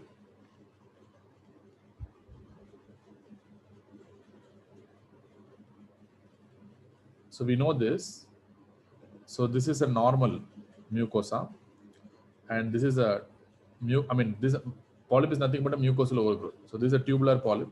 So this kind of a villus polyp, they have villus projections, and some tubular components also will be there. You see, it's purely a villus projection. It's called a villus polyp, villus adenomatous polyp. So as I told you, tubular polyp will have a pedunculated appearance, which means they have a neck typically. Sessile polyps, usually they don't have a neck, so they directly come from the mucosa, like kind of a growth like a finger-like projections on the mucosa. So they'll be broad-based and they'll be sessile. Whereas tubular polyps will be more of a narrow base and they'll be pedunculated in nature. Whereas villus polyps will be more sessile and they'll be broad-based. And tubulovillus will be having mixture of pedunculated and sessile features. And as I told you, the villus polyps is the one that has the highest risk of malignancy. Tubular polyps in general has a lower risk of development of malignancy. Apart from that, you have size, which is an independent predictor of malignancy, and at the same time you have the dysplastic components, whether it is there or not. That will also tell you whether the polyp is having a malignant potential or not. So three important things: size, nature, and presence of dysplastic components. If any one is there, of at least, any one which I've told you, like more than 10 millimeter size, or presence of villus components, or presence of dysplasia, especially high grade dysplasia, is what we call as an advanced adenoma. Any one if it is there. Apart from that, whenever you see a polyp, you need to assess colonoscopic assessment. Polyps will be usually seen by colonoscopy. So after colonoscopy, you are going to do biopsy. And the biopsy results will tell you what is the malignant potential of a particular polyp. But we have different systems that can predict whether these polyps will have a malignant potential or not. So while doing a colonoscopy, and if you see a morphology, so in colonoscopy, you're going to see a morphology of the polyp in detail. When you're going to see the morphology of the polyp, you can tell the risk of malignancy just by seeing the polyp as a whole through colonoscopy in the naked eye. With that itself, you can tell the risk of malignancy. And there is a separate classification system to tell the risk of malignancy that's called a Kudopit classification system. So Kudopit classification system is the one that is used to assess the risk of malignancy and the invasive potential of the polyp based on the superficial appearance through colonoscopy itself. And through biopsy, you can look on the histology of the polyp. Histology. In the histology, you can tell the risk of malignancy or whether it is malignant or not in the histology itself. Clear? So this is based on two classification systems. One is called as Haggett classification system that is used for pedunculated polyps like tubular polyps. And second one is called as Kikuchi system that is used for sessile polyps, especially for tubulovillus or villus adenomas, which are more sessile in nature. So you can use Kikuchi system. So if it's more pedunculated, you can go for Haggett system. If it's sessile, you can go for Kikuchi system. So let us put images, then you will understand better. So what about the classification system? So first I'll use the Kudopit system.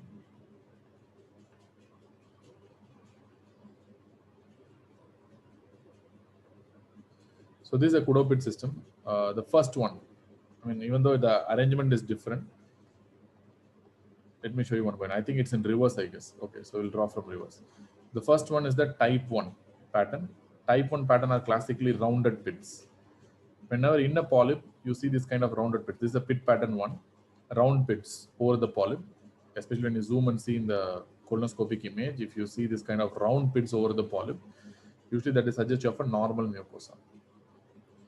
Of course, this does not tell you the fact that you should not biopsy it. You should definitely biopsy it, and the histology is going to be the ultimate gold standard. But this is an overall probable assessment that you can do. So this is a normal mucosa.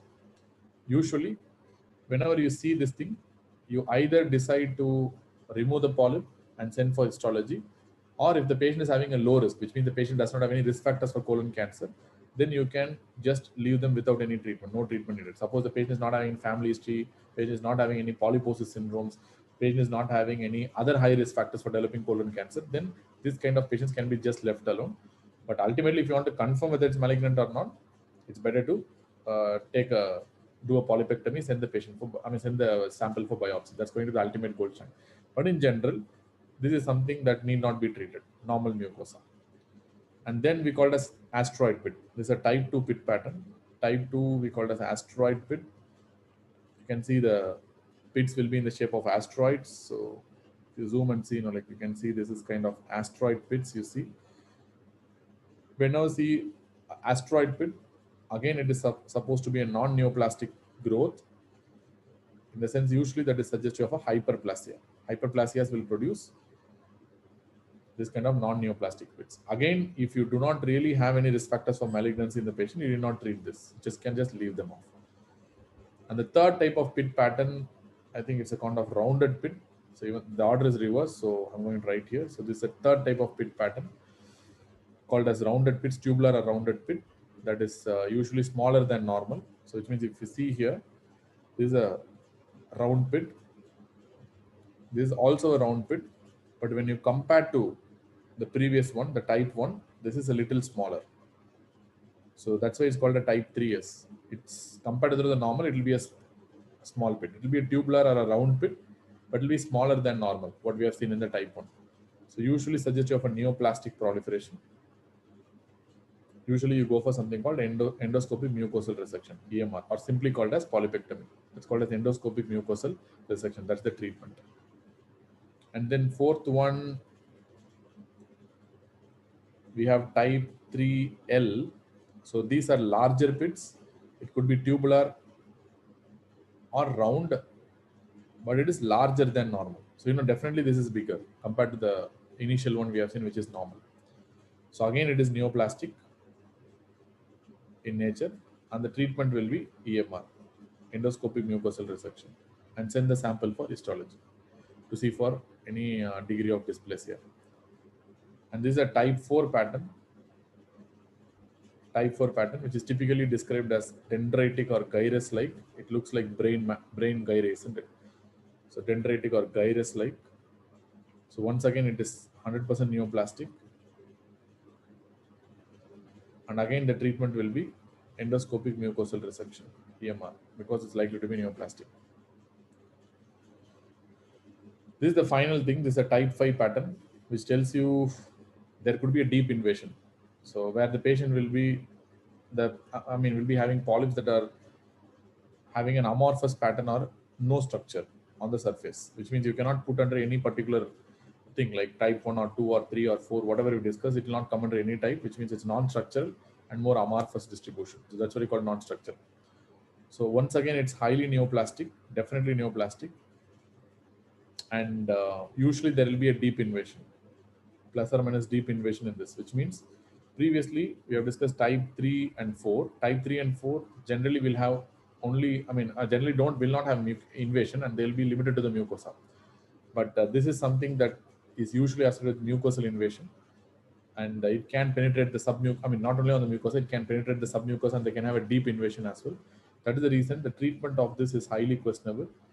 There are two options are there. Either you can do EMR and send for histology, that is endoscopic mucosal resection. But the problem is this kind of pattern is very commonly associated with a deep invasion. So that's why some gastroenterology textbooks will tell you have to do something called ESD. So what do you mean by ESD? That is called endoscopic submucosal dissection. Endoscopic submucosal dissection, ESD. Clear? And then you have to send for histology. Of course, any polyp will be sent for histology once you remove it. But these are the polyps which has to be taken for something called endoscopic submucosal dissection. Or probably alternative is surgery. Alternatively, you can do a local surgery also. But this is more invasive. That is why we go for less invasive option like endoscopic submucosal dissection. So this is based on the superficial morphology. That's pretty important.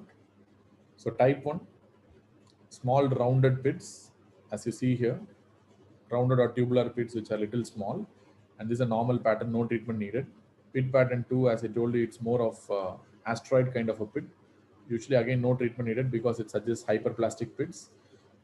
Third one, it will be more of a small pit compared to the normal. It could be rounded or tubular. This is neoplastic and you need to do an EMR. And 3L, it will be bigger, more tubular, round, maybe rounded, but bigger than normal. It's called 3L, again neoplastic. You have to do EMR.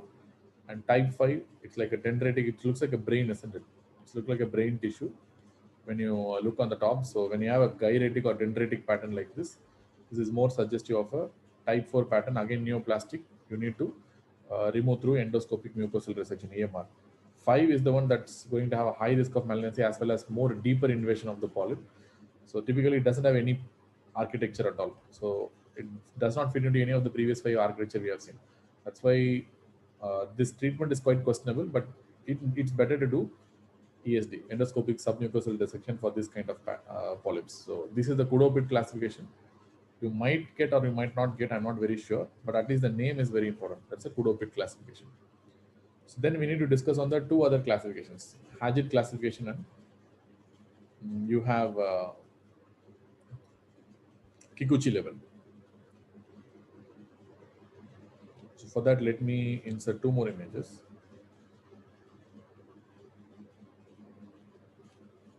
Okay, the first one is the Haggett. This is for pedunculated polyps. As you see here, this is a pedunculated polyp. You have four levels, level 1, level 2, level 3, and level 4 in Haggett classification.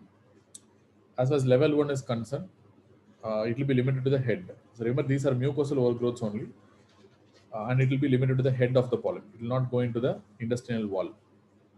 And when it comes to level 2 will go into the neck of the polyp. It not only in the head, it starts extending into the level 2. And these are dysplastic components that we see. And level 3 is invasion into any part of the stalk. So this is the stalk area, especially. So invasion into the stalk is level 3 dysplasia. And number 4, invasion into the submucosa. Submucosa is considered to be level 4. Clear? Beyond the stalk into the submucosa. But definitely above muscularis propria is what we call as level 4. So head, neck, stalk, and then submucosal region. So basic, I mean, this is the Haggett classification. Then we have Kikuchi levels as well. This is for sessile polyps. Kikuchi levels. You have level 1, level 2, and level 3. So based on the depth of submucosa. For example, if it's in the proximal 1/3, then it's level 1. If it's the middle 1/3 of the submucosa is penetrated, then it is level 2. Distal 1/3 of the submucosa is penetrated, that is level 3. So within the submucosa, how much it's penetrating? So that is sessile polyps, like in the proximal 1/3 or the middle 1/3 or up to the distal 1/3. So depending on that, you can tell level 1 or level 2 or level 3. The more the level is, more is going to be the risk of malignancy, as simple as that. As far as treatment is concerned, I told you only two options are there. Either you are going to do a endoscopic mucosal resection, which is the commonest procedure, or you are going to do a endoscopic submucosal dissection, depending on the Kudopit classification. Or if you feel it's a submucosal polyp, then it's better to do an endoscopic submucosal resection. And at the same time,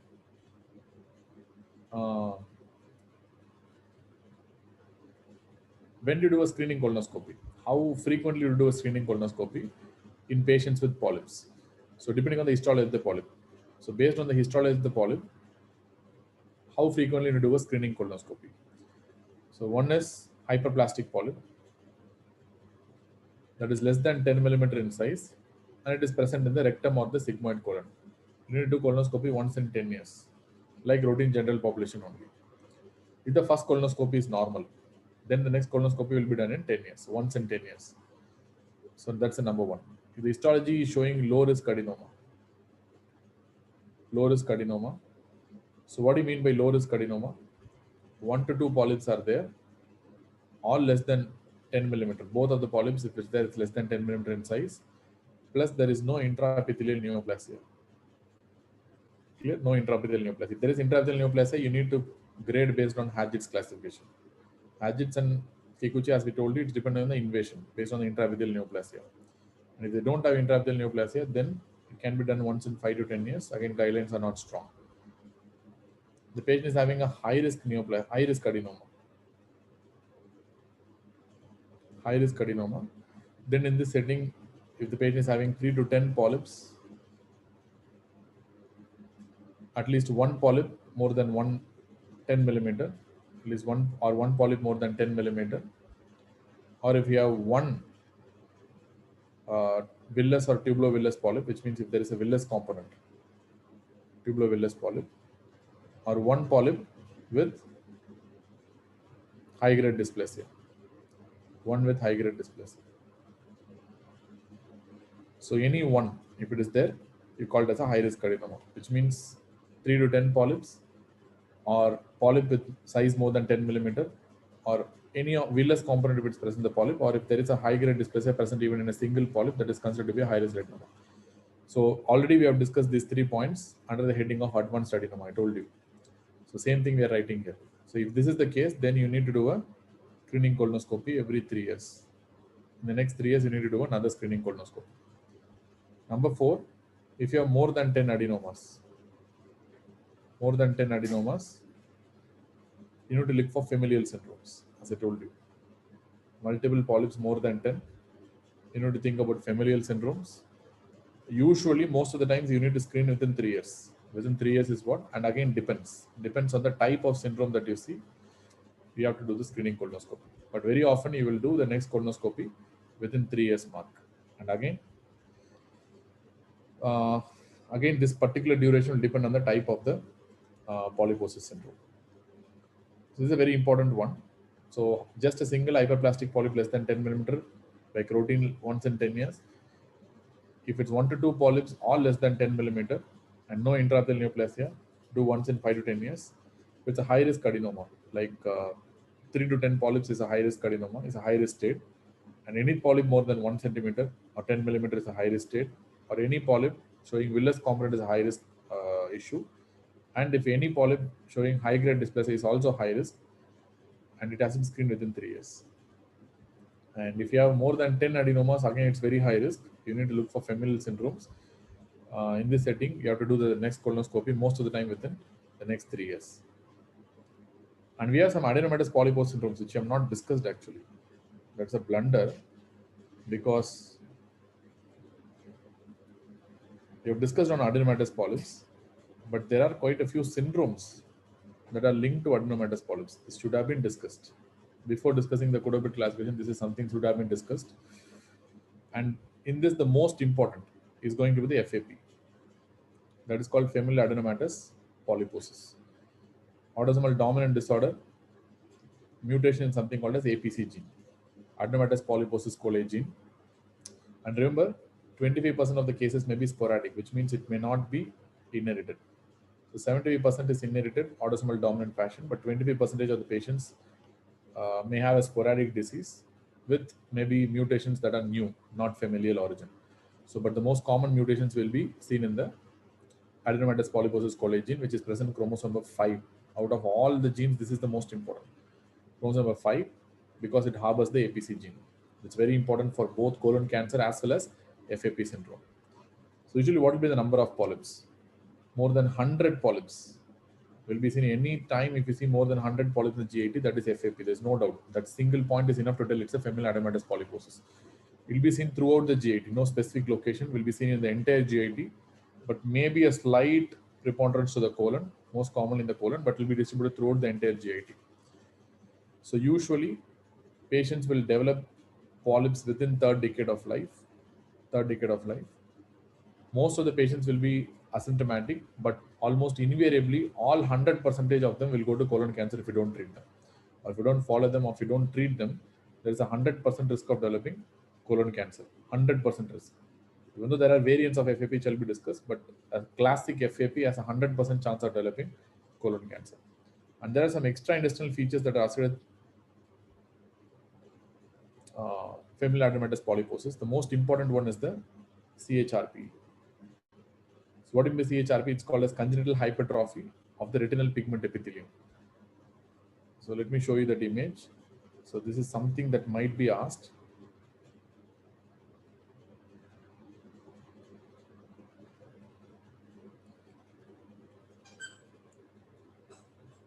If they give you two images like this, you need to think about FAP. So one is this kind of multiple polyps. Remember, this many polyps, I mean, this single image itself, you will see like 50 polyps. And this many polyps in the colon or any area of the small intestine, it cannot be anything else apart from FAP. This image itself, it tells FAP, so many polyps in the colon. And apart from that, this is the CHRP, congenital hypertrophy of the retinal pigment epithelium. So usually these lesions will appear during infancy itself. Anytime if you see more than 4 lesions bilaterally, again is diagnostic of FAP, which means not only the polyps are diagnostic of FAP, even if you see the CHRP lesions, more than 4 lesions bilaterally on both the sides is also diagnostic of FAP, seen in more than 90% of the cases. 90% of the cases will show this CHRP. So it's a very important finding. So polyposis syndrome will predominantly eye manifestations. Think about FAP in exam. I told you polyposis with predominantly skin manifestation. Think about Cowden syndrome. Polyposis predominantly skin and nail problems and hair problems. Think about Cronkite Canada syndrome. Polyposis that presents very early in the infancy with microcephalon. Think about Banay and Ruvalcaba. Polyposis that has predominantly eye problems like CHRP and retinal spots. Think about your familial adenomatous polyposis, because this is also diagnostic of FAP. Clear? And there are some variants of FAP are there. There are quite a few variants of FAP are there. For example, you have something called as attenuated FAP. As the name suggests, attenuated FAP, the number of polyps you will see will be a little less. It will be less than 100, but still it will be more than 10. It will not be very less. It will be more than 10, but definitely will be less than 100. Most commonly, it will be distributed in the right side of the colon compared to the left side of the colon. Presentation age is quite variable. It can present anywhere between 0 to 60 years. So some of the patients with attenuated FAP can present at 50, 55 years also. And at the same time, there is, risk of developing colon cancer is approximately 80%, which means in a classic FAP, I told you it's 100%, but in patients with attenuated FAP, it's 80%. The right lifetime risk of developing colon cancer. Then we have something called Gardner syndrome.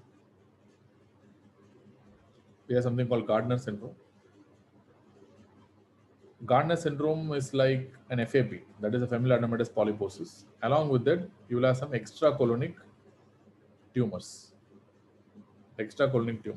So this is Gardner syndrome. Extracolonic tumors in the sense, typically they'll have bone and soft tissue tumors.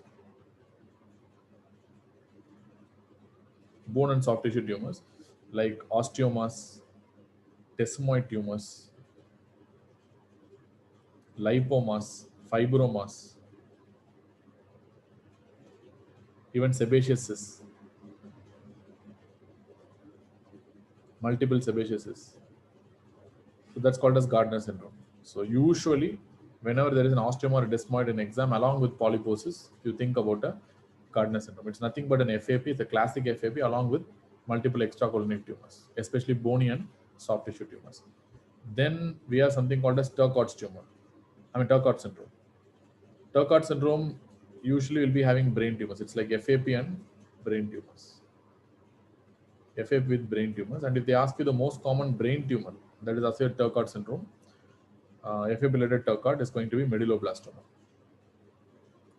Medulloblastoma is the most common brain tumor. So FAP with brain tumors, you think about Turcots. Remember, Turcots is kind of an overlap syndrome. Remember,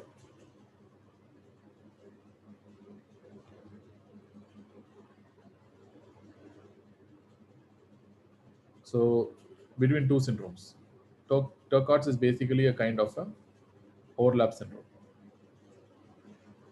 So what are the two syndromes that can be associated with Turcot syndrome? So one is the FAP, as I told you. In FAP, you know what you will have.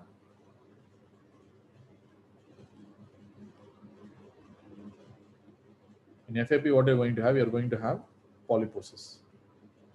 But remember, there is another syndrome that is associated with Turcot, is Lynch syndrome. Lynch syndrome is not going to have polyposis.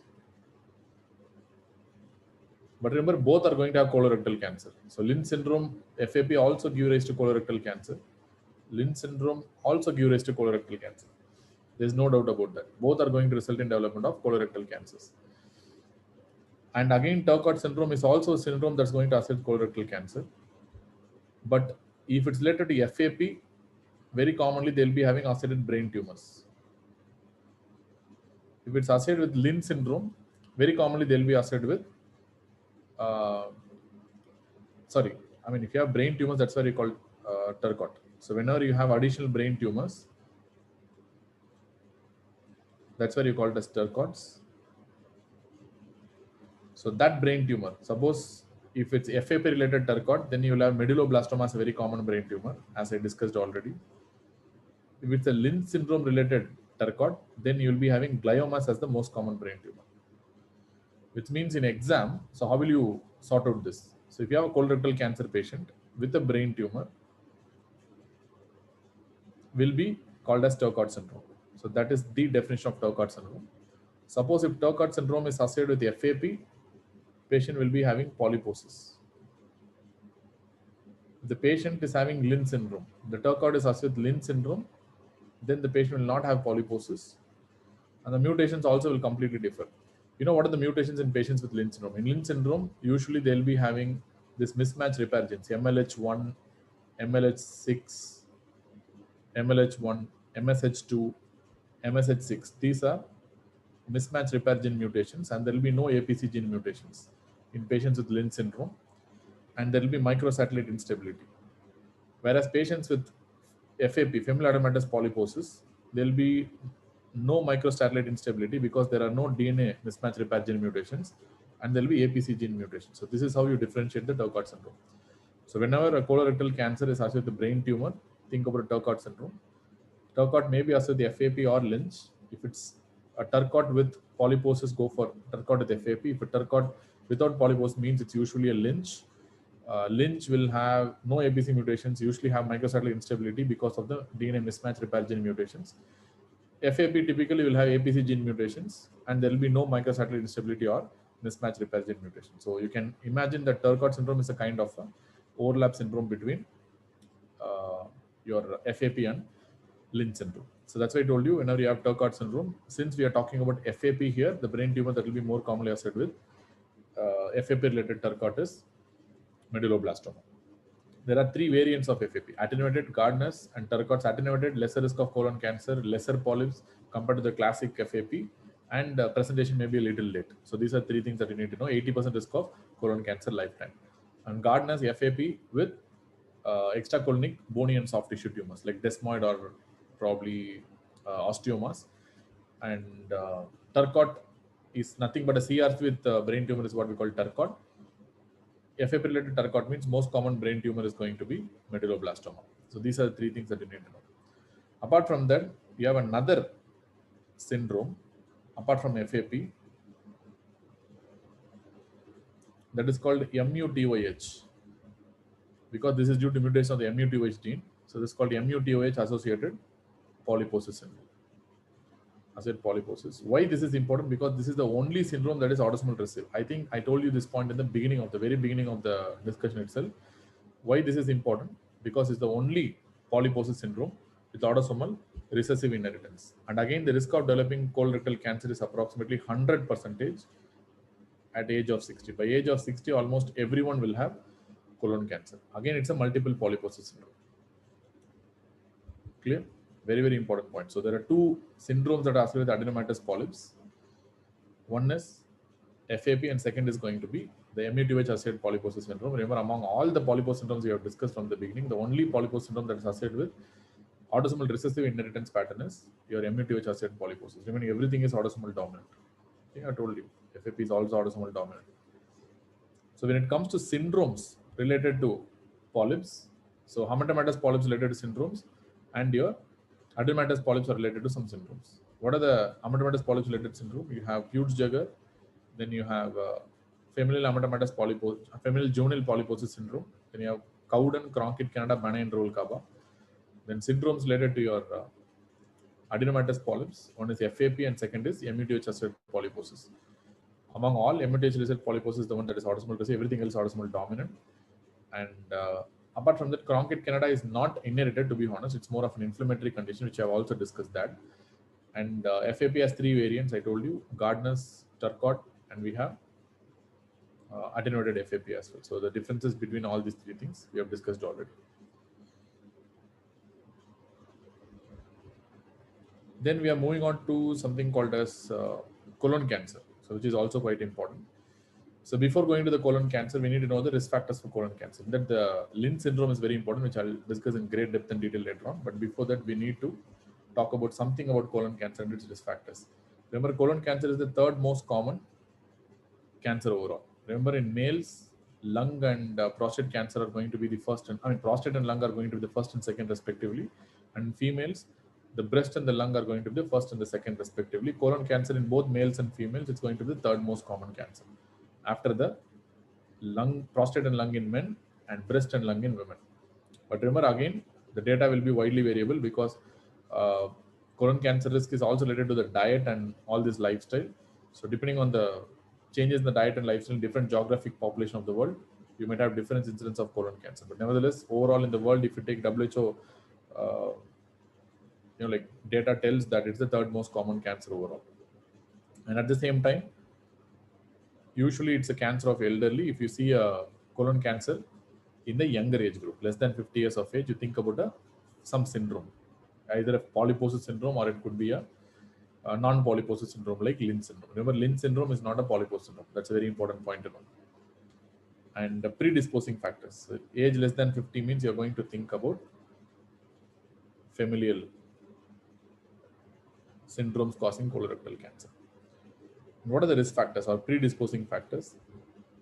Number one, adenomas. As I told you, most of the colorectal cancers will follow the adenocarcinoma sequence. Especially colorectal adenomas are the number one risk and the most important risk. You need to know that. And in that, we saw multiple different types of adenomas. Hematomatous polyps usually is not going to have risk of developing into a cancer. But there are some syndromes that are associated with hematomatous polyps that carry a risk of developing cancer, not the polyps themselves. We have discussed that multiple times. The most important is going to be the FAP. Clear? 100% risk by the age of 40. By age of 40 years, approximately, there is 100% chance that they will go for colorectal cancer for sure.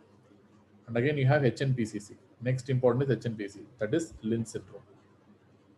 Hereditary non-polyposis colon cancer. The risk is approximately 80% risk is there. At the age of 40 to 50, 80% of the patients will go for colorectal cancer. And then we have Peutz-Jeghers syndrome. I told you. Apart from that, you have MUTH related polyposis. I think I should write here. Next is MUTH because I'm writing in order. MUTH associated polyposis. Again, the risk is approximately 80%. 80 to 100% by age 60. And we have Peutz-Jeghers syndrome and juvenile polyposis syndrome or familial juvenile polyposis syndrome. All these things we have discussed already. Remember, again, Cowden, Cronkite, Canada, Bunny, and Ruvalcaba will not be having any increased risk of colorectal cancer, or for that matters, no increased risk of any GA malignancy in Cowden, Cronkite, Canada, and your Bunny and Ruvalcaba syndrome. And number 3, family history. Even though whether the patient is having any syndrome or not, the patient has any strong family history, especially if the patient has a family history of getting colon cancer within 50 years of it, there is extremely high risk. Nevertheless, even any one of the first degree relative with colorectal cancer predispose the patient also to develop a colorectal cancer in the future. So family history is quite important.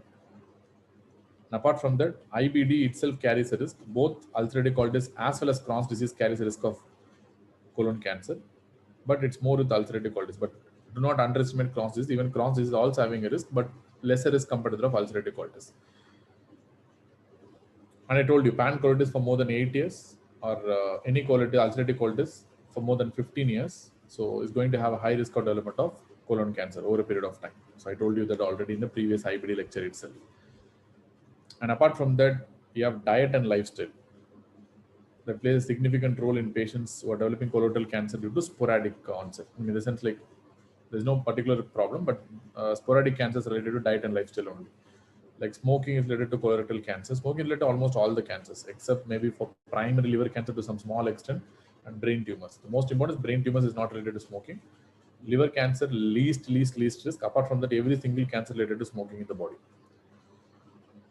Then alcohol consumption, then low fiber diet, and high meat diet, high fat and low fiber diet, especially those who are taking more meat. And obesity is also a risk factor, significant risk factor for developing colorectal cancer. And again, any patient with elderly age group, age more than 50, is also going to have a high risk of developing a colorectal cancer. So these are the risk factors for developing colorectal cancer. In that, everything we have discussed, the one thing we have not discussed is the HNPCC, that is hereditary non-polyposis colon cancer syndrome. So why this is important? Because this is not only related to colorectal cancer, it is also related to some like extra colonic cancers like endometrial cancer, gastric cancer, ovarian tumors, and all this stuff. Let us discuss on that. So remember, this is also an autosomal dominant disorder.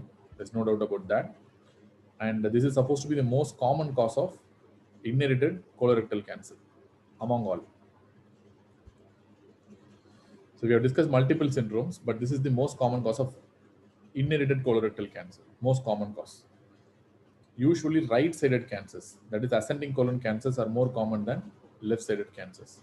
Remember, sporadic types, especially those related to the lifestyle. As I told you, lifestyle-related cancers will be sporadic in nature, and these cancers more commonly will be left-sided, not right-sided.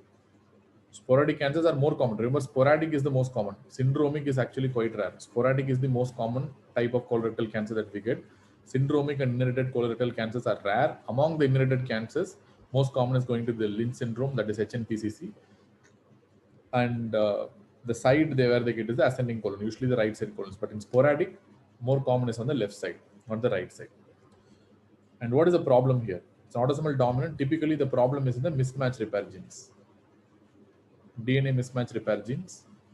Like I told you, multiple genes like MLH1, MSH2, MSH6, then we have PMS2. So many DNA mismatch repair genes are there. Eventually, the problem the mismatch repair genes will result in something called as microsatellite instability, very classic feature of HNPCC. That's why whenever you take a biopsy in advanced pathology centers, they will look for this MSI also, microsatellite instability, to see if there is any hereditary component in that. So the problem is the DNA mismatch repair genes. And remember, there will be no polyposis. These patients will not have polyposis, in the sense it's a syndrome that's not going to have multiple polyposis. But please understand, still they will follow the adenoma carcinoma sequence. Adenoma carcinoma sequence only, which means still, even in patients with HNPCC, the colorectal cancer develops from a pre-existing adenoma only. But it's not a polyposis, which means there will be not multiple polyps. There can be a polyp that can originate, and that's going to develop into the cancer, even in patients with HNPCC.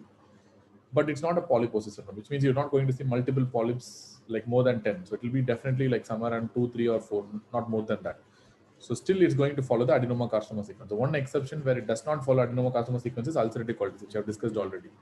But apart from that, every single thing is going to follow adenoma carcinoma sequence only. But remember, this is not due to APC mutation also. This is due to mutation of the mismatch repair gene. That's why this is a very common question they will be asking you in exam. So what is the risk of developing cancer? Remember, number one, colorectal cancer. Risk is approximately 70 to 80%. Average onset is approximately around 44 years, which means less than 50 years. They will get colorectal cancer, and the lifetime risk is approximately 70 to 80%, which is quite huge. And there are some other extra colonic cancers as well. Extra colonic and extra GAT cancers.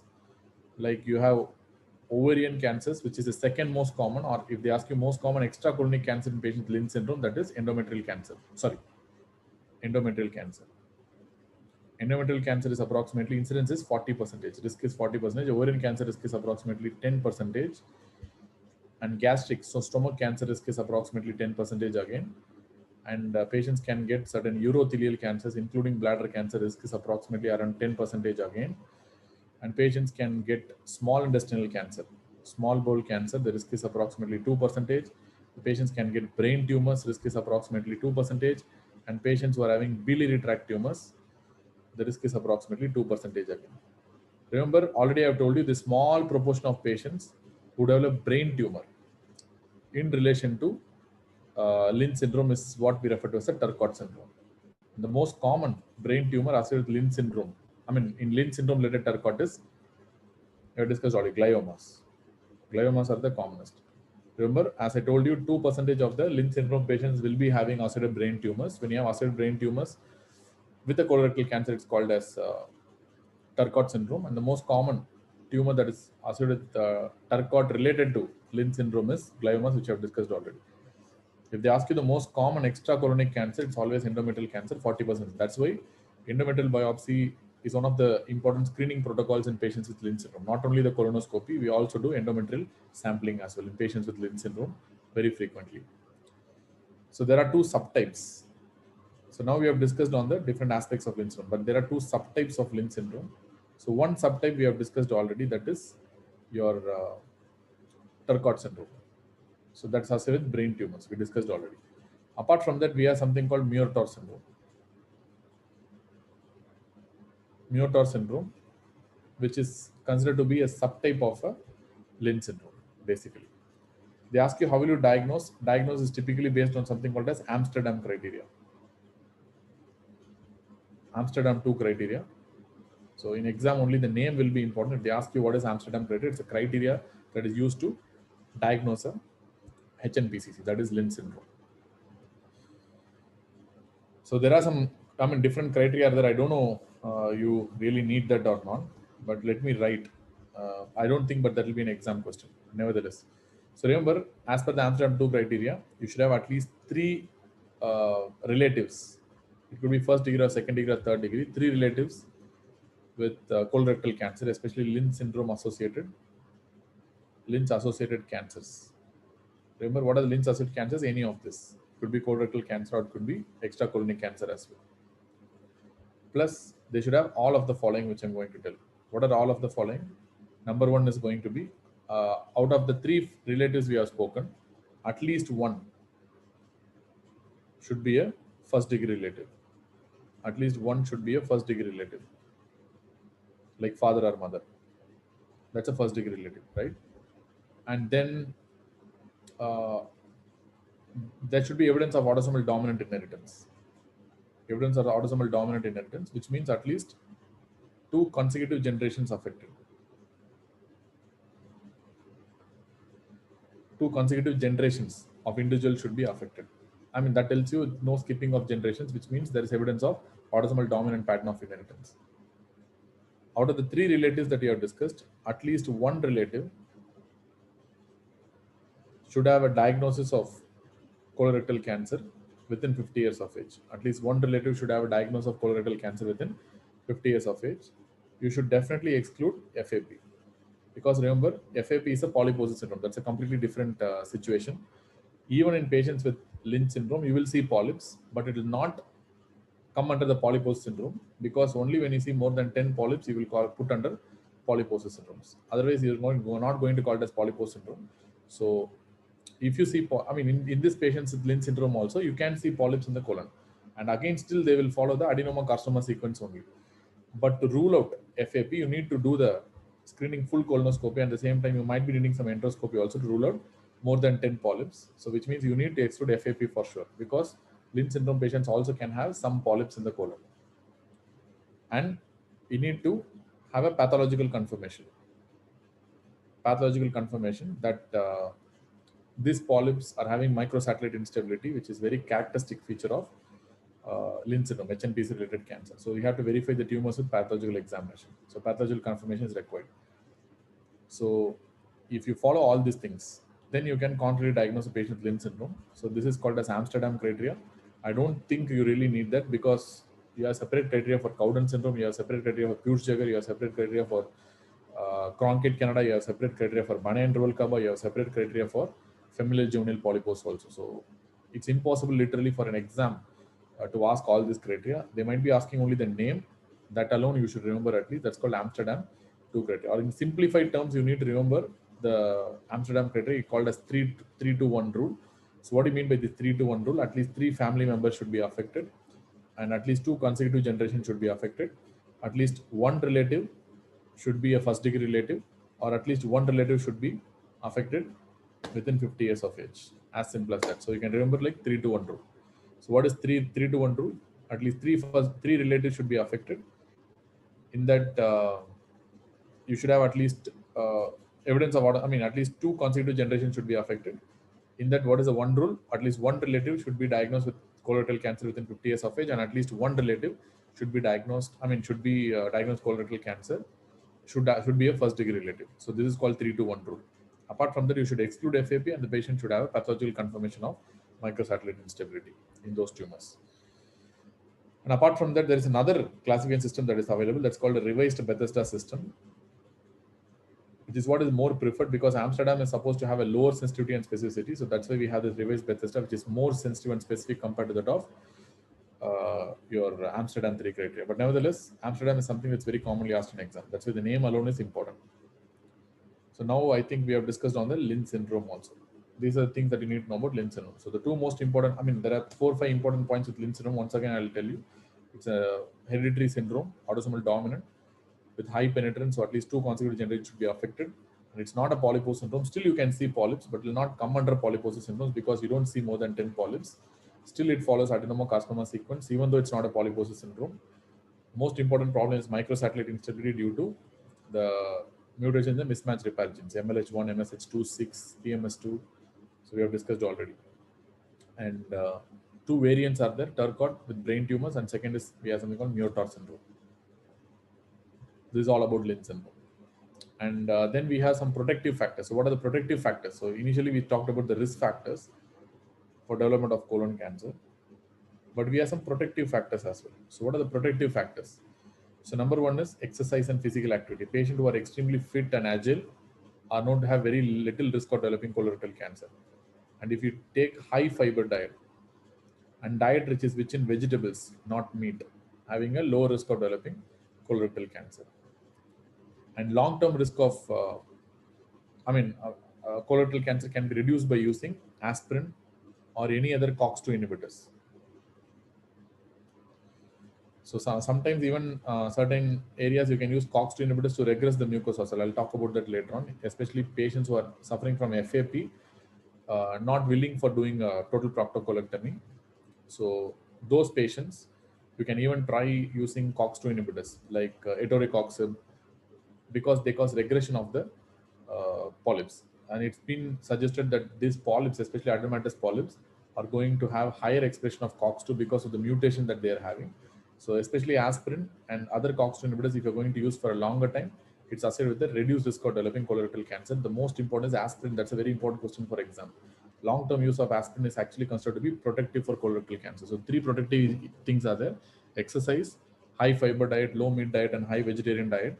And third one is the aspirin and probably COX-2 inhibitors, because COX-2 overexpression is very commonly seen in patients with adenomatous polyps and subsequently colorectal cancer. And what are going to be the sites of development of colorectal cancer? Of course, the most common site is going to be the rectum, followed by the sigmoid colon. Rectum followed by sigmoid colon. Almost 80 to 90% of the cancers will be originating from the left side colon only, which means most common side where the colonic cancer originates is the left-sided colon. Left-sided cancers are the most common entities.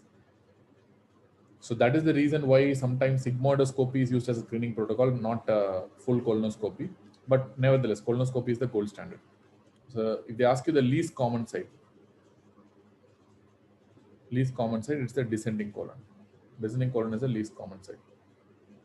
Ascending colon is somewhere in between and it's right-sided. And what is the most common subtype? Or maybe histological type? Maybe rather than calling it subtype, what is the most common histological type of colorectal cancer? Most common is adenocarcinoma, 95 to 100%. Almost every single colorectal cancer will be adenocarcinoma only because they develop from adenomatous polyps. And we have molecular classification. Molecular classification of sites, histological type, which is most common is adenocarcinoma, and molecular classification. Molecular classification, you have 3 different types. One, those cancers that have adenoma-carcinoma sequence. And again, more than 95% of all the cancers will have an adenoma-carcinoma sequence only. So in this, the first mutation usually happens is the APC gene mutation that results in increased cellular proliferation and loss of cell adhesion, which is an earlier part of a cancer. This will result in, this will further result in progressive accumulation of mutations. Like for example, then they'll go for KRAS mutations and SMAD mutations. So once the KRAS mutations, SMAD mutation happens, there will be even more cellular proliferation and there will be more cell signaling also. Unregulated cellular signaling will happen. And this will be then followed by accumulation of even further mutation, worse mutations like TP53 and DCC gene mutations. TP53 is one of the signature mutations that tells you that the cancer is going for high malignant potential and significant invasion risk. So once they get the TP53 mutations, they will go for a complete malignant transformation and invasion. Malignant transformation, and they're going to go for a carcinoma. TP53 is very important. So it's like a progressive accumulation of mutations that happen over a period of time. To start with, this APC mutation that results in development of classic adenomas. Then slowly it start accumulating, and once they get the TP53 mutation, they are capable enough to produce invasion and a full-blown cancer. And please understand, there will be no microsatellite instability in patients who are developing in patients who are having this APC gene mutations usually, and there will be no BRAF mutations as well. There will be no BRAF mutations also, because we are going to discuss about other types like serrated polyp pathway. I think we have discussed about that in serrated adenoma, which has an intermediate risk of malignancy. We have discussed about that. So remember, serrated polyp developing into a cancer is what we refer to as a SIMP pathway. They don't follow the APC pathway. They follow something called a SIMP pathway. That's called a CPG island. There's something called a CPG island in genetics. We don't want to discuss in detail about that right now. CPG island methylation phenotype pathway. So CPG island methylation phenotype pathway is what we refer to as SIMP pathway. That's the one that's the serrated polyps are going to follow. And there will be microsatellite instability, which suggests there will be problems in the mismatch repair genes as well. At the same time, there will be BRAF mutations as well. BRAF will also be there, and microsatellite instability also will be there, and this is less common. Adenocarcinoma is going to be the most common sequence. So serrated polyp pathways is usually underlying molecular pathways, SIMP pathway, CPG island methylation pathway, and usually there will be microsatellite instability because of the mutation in the mismatch repair genes. It's not mismatch repair gene mutations. More than that, this is related to hypermethylation. So because CPG island methylation pathway, that is the pathway that we are seeing. So there will be something called hypermethylation of mismatch repair genes. Hypermethylation of mismatch repair genes, which means whenever you hypermethylate these genes will become inactive. It's not really due to mutation of mismatch repair genes, it's due to hypermethylation of mismatch repair genes that causes suppression of this mismatch repair genes, resulting in more accumulation of mutations, resulting in the development of cancer. And the third one is the classic Lynch pathway, that is HNPCC pathway. It's a rare problem. So where typically the patient will be having only microsatellite instability, that is due to the actual mutation, not hypermethylation, mutation of mismatch repair genes. And they will have a loss of function because of these mutations. And of course, they will not have any BRAF mutations. Very classic of Lynch. Lynch will not have any BRAF mutations. So typically APC associated, no BRAF, no MSI. Serrated polyp pathway, they will have BRAF as well as MSI, but the MSI is due to not mutation of mismatch repair rather than hypermethylation and inactivation of mismatch repair genes. Whereas Lynch pathway classically will be due to MSI, microsatellite instability due to mutation of mismatch repair gene, but there won't be any BRAF mutations here. So this is how you divide this is called as a molecular classification of colorectal cancer. And then we are moving on to the clinical features of colorectal cancer. Clinical feature wise, they can be completely asymptomatic, or they can have constitutional symptoms. They can come with bleeding, they can come with anemia, they can come with altered bowel habits, they can come with anything. So you cannot rule out a colorectal cancer just based on one simple thing. So, but in general, there is a left-sided colon cancer and right-sided colon cancer difference that's very commonly asked in exam. So left-sided colon cancer means you're talking about a distal colon cancer, especially sigmoid and rectum. Right-sided means you're talking about ascending colon, very commonly. Other places like descending colon, hepatic flexure, splenic flexure are quite rare. Transverse colon are quite rare. The least common is the descending colon cancer. Sigmoid and rectum are the most common, then followed by ascending colon. Descending colon is the least common. So these are 3 points that you need to know. So left-sided cancers typically come with altered bowel habits. Altered bowel habits, very common. So they might, they will be having obstruction. Because of obstruction, they can go for constipation, and the rectum, the proximal colon will distend, and they will start contracting more. That will result in something called as overflow diarrhea. So altered bowel habits, typically constipation and diarrhea. So simple constipation or probably diarrhea or combination of constipation and diarrhea, all these things can be happening in left-sided distal distal colon cancers. And especially if they give elderly patient with constipation, the first thing to rule out colorectal cancer. Elderly patients with overflow diarrhea, the first thing we have to rule out is colon cancer. Elderly patient with a low stool caliber, they call as pencil-like stools because of the obstruction. So all these things go towards a colorectal cancer. So in exam, plus or minus they can have abdominal pain, plus or minus very rarely they can have fresh bleeding like hematochezia or blood in stools.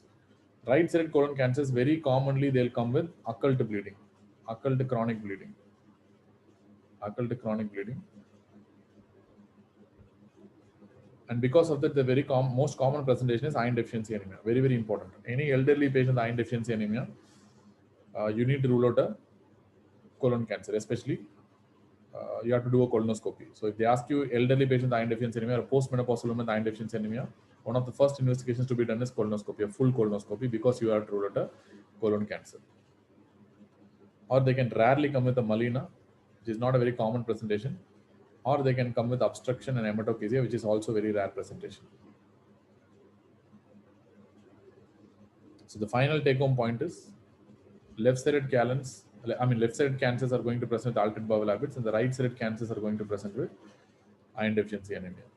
And usually, left-sided cancers tends to be more stenosing, we call it as annular or napkin ring type. The classic lesions are called as apple core lesions. So we'll discuss about that. And right-sided cancers typically tend to be polypoidal, fungating, and exophytic. Polypoidal and exophytic in nature, fungating and exophytic type of cancers. So these are typical right-sided cancers. So left-sided more stenosed, more annular, more napkin ring type.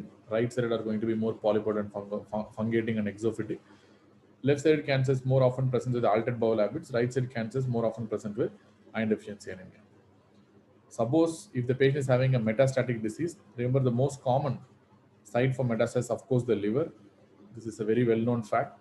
So they can get right upper quadrant pain, ascites, or elevated alkaline phosphatase. Remember, jaundice is very rare.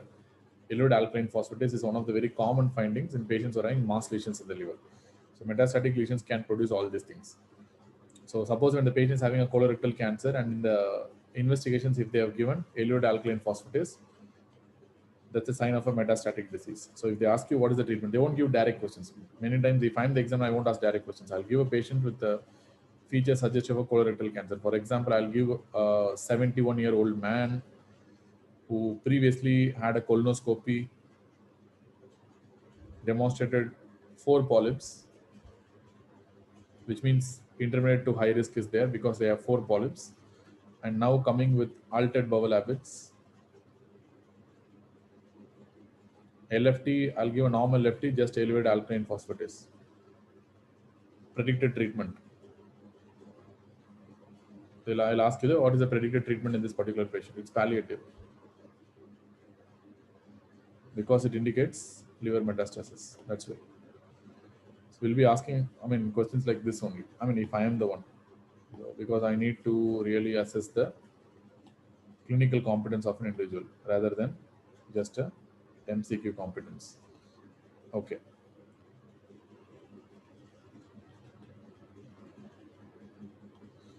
So metastatic disease, elevated alkaline phosphatase. Okay.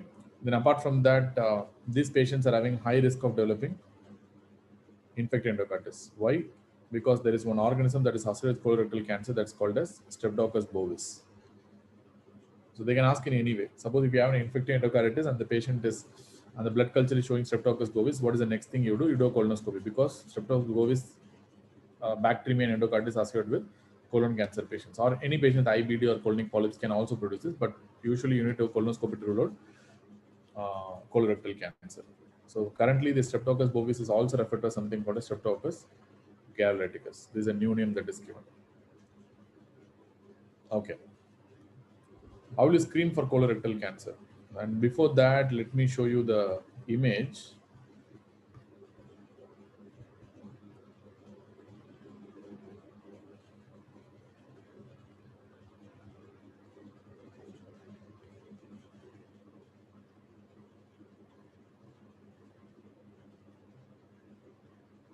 These are 2 classic images that are usually asked along with colorectal cancer. One is this metastatic disease.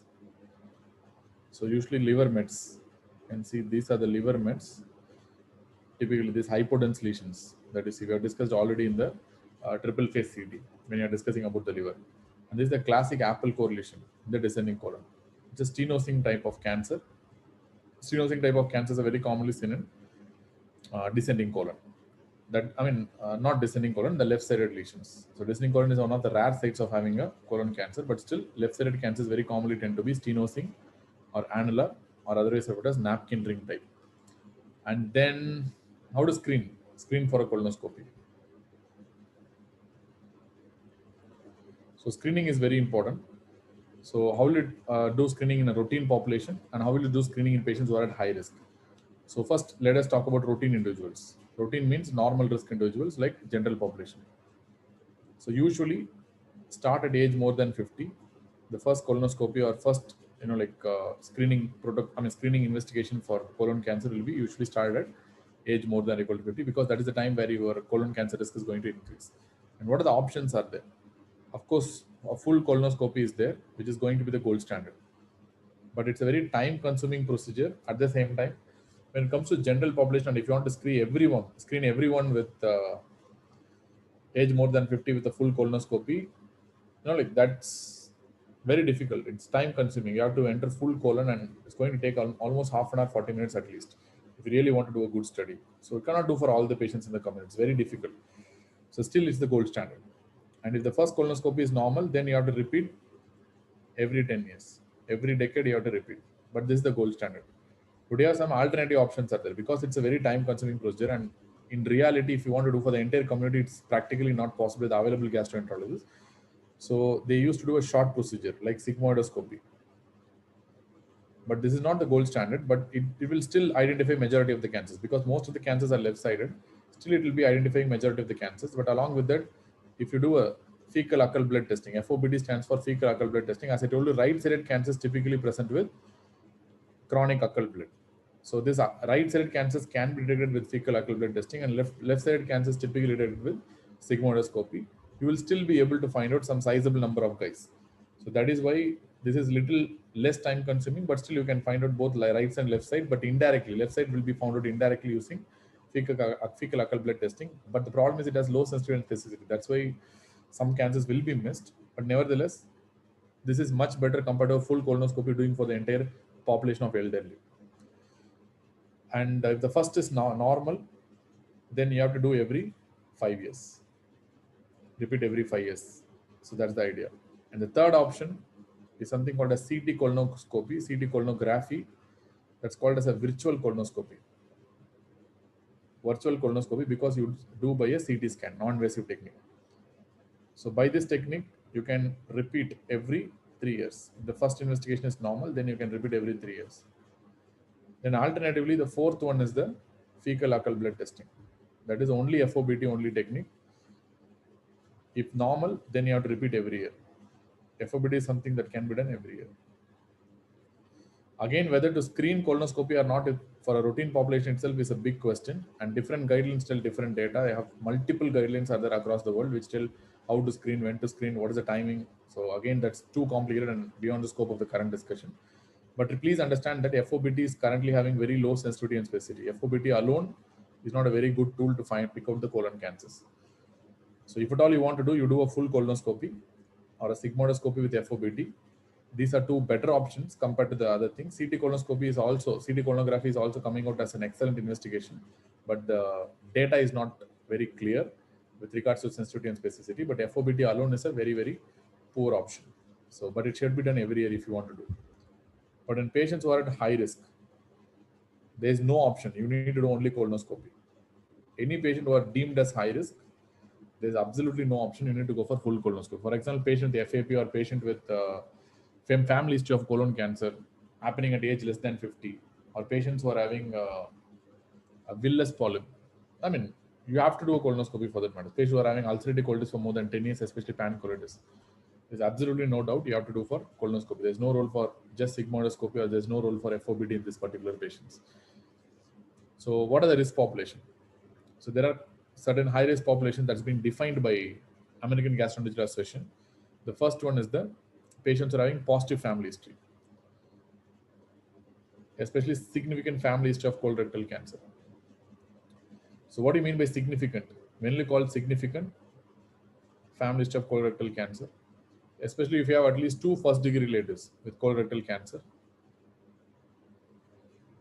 at any age. with colorectal cancer at any age.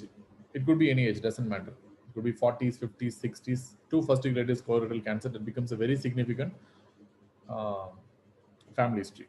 And apart from that, if you have at least one first degree relative with colorectal cancer diagnosed at age less than 60. So before 60 years, you have at least one first degree relative who've been diagnosed with colorectal cancer. This becomes a significant family history. These patients has to be screened. So when screening should be done? That's the question. So these patients has to be screened at least by age 40 or 10 years earlier than the age of colorectal cancer that's diagnosed in the family member. For example, whichever is earlier, that's the question. So it could be a little confusing, but for example, suppose I have a 44-year-old family member, sorry, or maybe a family member, can tell in this way. So a patient, having a family member who's been diagnosed with colorectal cancer at 44 years of age. 44 years of age. So if this is the case and he is a first degree relative, then when will you do screening colonoscopy in the individual that you're seeing in the OPD? So which means that individual is giving a history of family member having a colorectal cancer at 44 years of age. Then it's better to start screening colonoscopy at 34 years of age itself. That is the answer. Which means, there is an option that you can start at 40 years of age, or alternatively 10 years earlier from where the colorectal cancer diagnosis has been made in the family member. So that's the idea, but the guidelines clearly tell whichever is earlier, that's what you should follow. In the sense, it's better to start the colonoscopy in this individual at 34 years of age itself. So if you have a family member and a first degree relative who's having a colorectal cancer before the age of 60 years, or two first degree relatives having colorectal cancer at any age, then the screening should start ideally by 40 years of age, or alternatively, 10 years before the diagnosis of the colorectal cancer in the first degree relative, whichever is early. That is the idea. So in this case example of 44 years, instead of starting screening colonoscopy at 40 years of age, I will try to start the screening colonoscopy at 34 years itself, because that is considered to be earlier. So this is what the guidelines are telling. And how frequently it should be repeated. So if the first colonoscopy is normal, then you should repeat every 5 years. Every 5 years, once in half the decade, you should repeat the colonoscopy in these individuals.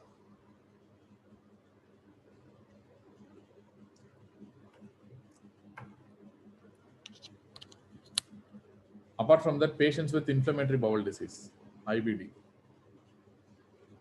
when you will repeat? As I told you previously, when you will start screening after 8 years of pancolitis. If they are having pancolitis, then after 8 years, or after 15 years of left-sided colitis.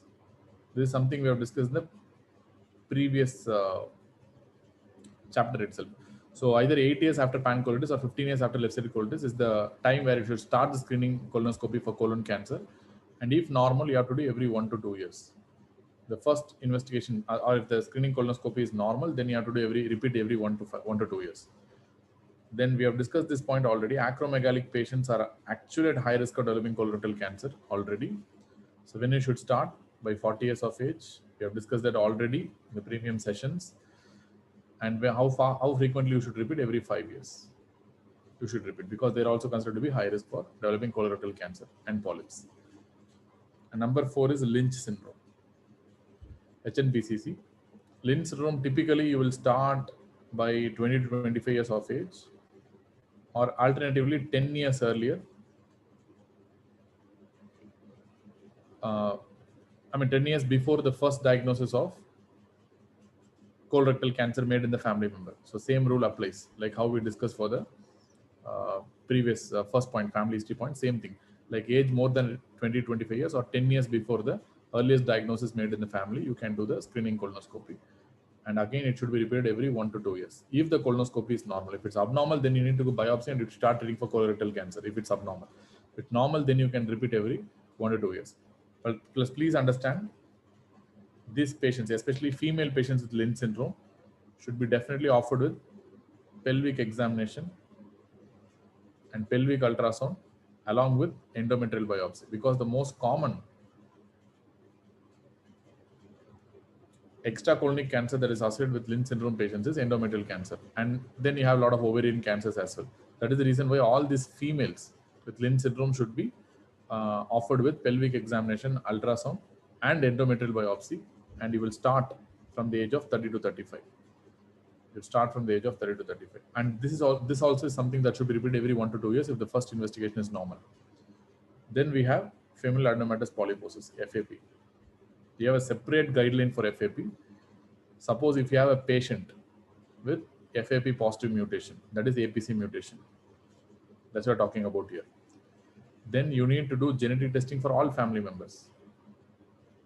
Number one, genetic testing in all family members.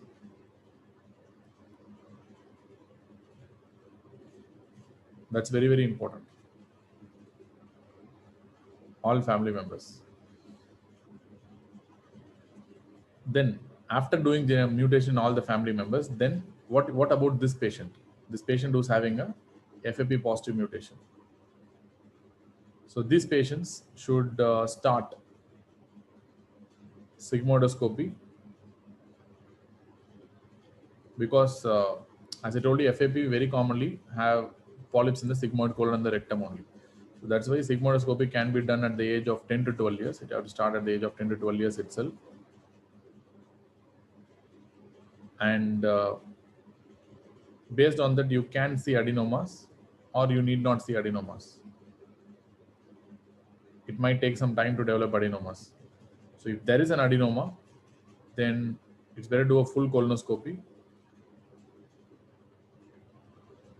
which is done yearly. Every year you need to do colonoscopy, full colonoscopy. At any point, if you see more than 100 polyps during screening, this patient should be offered with prophylactic proctocolectomy. Prophylactic proctocolectomy with ileal pouch anal anastomosis, because once you remove the rectum and the entire colon, you will be having only the anus and the ileum left. So you will make ileum itself like a pouch, which we described already. That's called ileal pouch anal anastomosis, typically done at the age of 16 to 20 years. That will prevent the development of colorectal cancer. So that is the reason. Apart from that, if you don't have adenomas, then up to 25 years, you will be doing yearly colonoscopy. Then up to 26 to 35 years, you will be doing 2 yearly colonoscopy. Every 2 years once you will do a colonoscopy. And after 35 years, from 36 years to 60 years, you will be doing 3 yearly colonoscopy. So what are the 2 points that are substantiated in this particular flowchart? One is you should do genetic testing for all the family members. That's very, very important. Apart from that, in the individual who has been suffering from FAP or any FAP positive mutation, or in any family member who is harboring this FAP mutation, you need to start sigmoidoscopy ideally at the age of 10 to 12 years itself. And depending on whether adenoma is seen or not, you can change your time scale for your screening colonoscopy. If the patient does not have adenomas, then for the first 25 years, you will do every year. Then for the next 10 years, you will do every 2 years. And after that, you will be doing every 3 years. If the patient is having adenomas, then mandatory you should do every year. At any point, if you see more than 100 polyps, the patient should be offered with total proctocolectomy with ileal pouch anal anastomosis. And suppose it ideally done at the age of 16 to 20 years itself to prevent the risk of development of colorectal cancer, because FAP is something that has almost 100% risk of developing colorectal cancer. Suppose the patient is not willing, suppose the patient is not accepting, not willing for this surgery, that is prophylactic proctocolectomy with ileal pouch anal anastomosis, then these patients can be offered with COX-2 inhibitors like etoricoxib, celecoxib. So you can offer COX-2 inhibitors.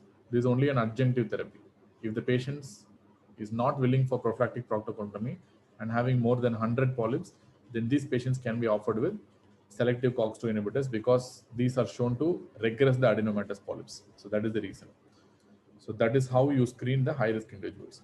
So now we have 2 groups of patients. So normal risk patients and high risk patients. Normal risk patients, we have multiple options, but high risk patients have only colonoscopy as an option. And how frequently you need to do colonoscopy depending on the underlying problem, family history, or it's diagnosed IBD case, or it's an acromegaly case, or a Lynch syndrome case, or a FAP case. Depending on that, you can tell the frequency of screening colonoscopy. In a normal risk patient, a full colonoscopy, once it's done and if it's normal, you can repeat after 10 years, not a problem. So that's how you are going to manage these patients. And if it's a polyp, then it's different. So as already I told you, if it's a completely normal colonoscopy, then you're going to repeat after 10 years. Suppose if you're going to see a polyp, then how frequently you have to repeat? I told you already. Depending on the type of the polyp, you have to repeat. If you're seeing some cancer-like thing, then you have to make a biopsy, and if it's a cancer, then you have to start the treatment. So that's different. So if it's a completely normal colonoscopy, then you can repeat after 10 years if it's a general population, if it's a normal risk individual without any high risk features.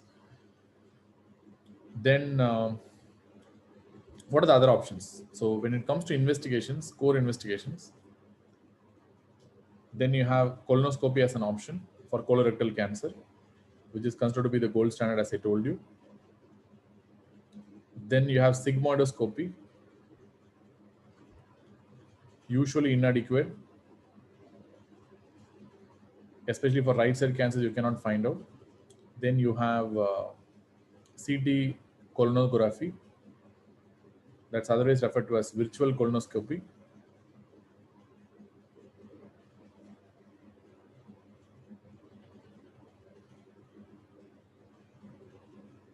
Again, the data to diagnose a colon cancer based on this is quite inadequate. Then you can do a double contrast barium enema. This is only an adjunctive.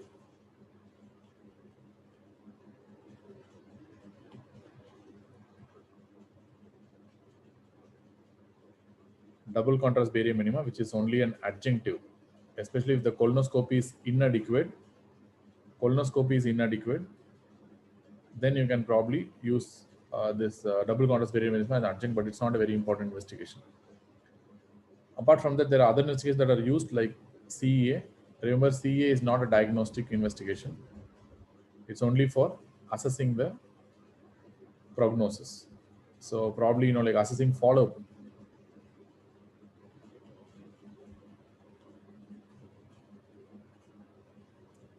Follow-up after treatment. So it's typically not used for diagnostic purposes. So it's only used for follow-up after treatment. A diagnosed case of colorectal cancer, before doing a surgery, you can do a CEA. And after the after the treatment is done, you can use this for follow-up. Like for example, like other tumor markers, how you're going to use for follow-up. Like for example, calcitonin for medullary thyroid cancer, it's just tumor markers. So it's we use for follow-up, not for diagnosis, definitely.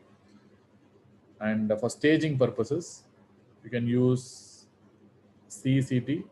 Typically, you need to abdomen, pelvis, and chest to rule. To see for the nodal disease and metastasis, or alternatively, you can do a PET CT, FDG PET. PET CT. This is the most commonly used investigation right now, as far as the staging is concerned. So, what is the idea of doing a staging? You need to find out nodal disease. At the same time, you need to find out metastatic disease elsewhere, distant metastasis. These are the things that you need to find out during the staging, because it completely alters the stage of the disease. Remember, if nodes are positive, then it becomes a stage 3 automatically. If metastatic disease there, it becomes a stage 4 automatically. That's why. Irrespective of the T staging. So if there is no nodal metastasis, no nodal disease or no distant metastatic disease, then it must be a stage 1, 2. Then your T staging becomes a priority. So T1, T2 means stage 1, T2, T3, T4 means it is stage 4. But if there is any node, then it will be stage 2. If there is any distant metastatic disease, for example, to the liver, it becomes stage 4 automatically.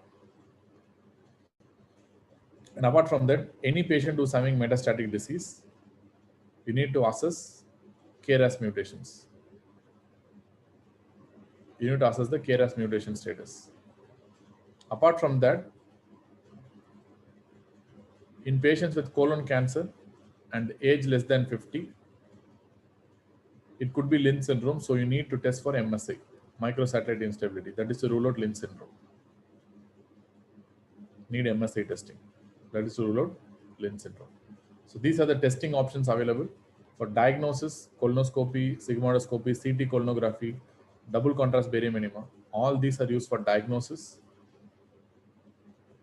But colonoscopy is of course going to be the full gold standard. And if at all colonoscopy is inadequate, as an add-on, you can add a double contrast barium enema. But of course, the colonoscopy is the ultimate gold standard.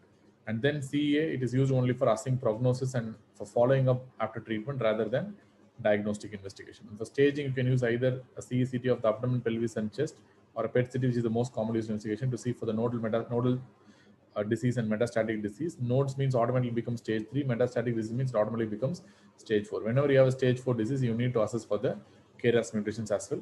Any patient who's having a younger colorectal cancer, especially age within 50, you need to do testing for microsatellite instability also. That is to rule out the Lynch syndrome. Then coming to the staging. So now only two things are left. One is the staging and the treatment. As far as the staging is concerned, the old staging is there. So older classification systems are there. These are called as Asler-Collar staging system. That's only given in old pathology textbooks. And then we have the Duke staging system. Again, this is obsolete, given only in old pathology textbooks. In that, according to Duke staging, you have A, B, C, and D. As well as stage A is concerned, it is tumor that is confined to the intestinal wall. Intestinal wall means it is within the muscularis propria. So B means tumor that is not confined to the intestinal wall, which means it will start invading the visceral peritoneum, it will start invading adjacent organs, perirectal tissue, and all these areas. C means patients having nodal disease, and D means patients having distant metastasis. This is the classic Duke staging that's given in old pathology textbooks. And how it corresponds to TNM staging. TNM staging, stage 1 usually corresponds to Duke stage A, stage 2 corresponds to Duke stage B, and stage 3 corresponds to Duke stage C, and stage 4 corresponds to Duke's stage D. Super, isn't it? So stage 3 means, again, lymph node metastasis or lymph node involvement by the cancer is automatic stage 3. And stage 4 means any distant metastasis like liver automatically becomes stage 4. I told you already. Stage 1 and 2 should not have lymph node involvement and should not have distant metastasis. Very, very important criteria. That's why the staging, CECT and our PET CT becomes very important. So remember, when you call stage 1 means it is T1, T2. If it's a T1, T2 tumor, it is called stage 1. So when you call it T1 tumor, T1 tumor means the tumor is limited to the submucosa. So only if it's in the mucosa means that becomes a polyp only, with a high risk polyp or intraepithelial neoplasia. We don't call it as a cancer itself in the first place.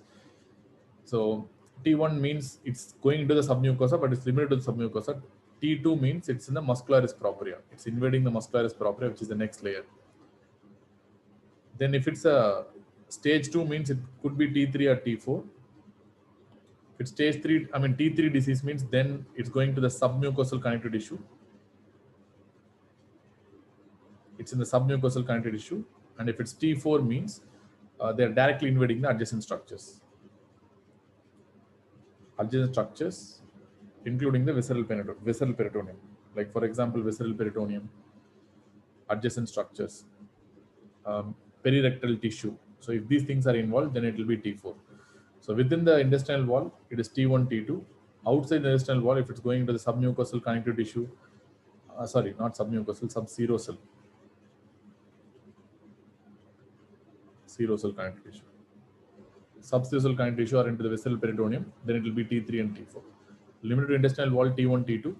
Outside the intestinal wall, subserosal connective tissue and adjacent structures or visceral peritoneum, it becomes T3, T4.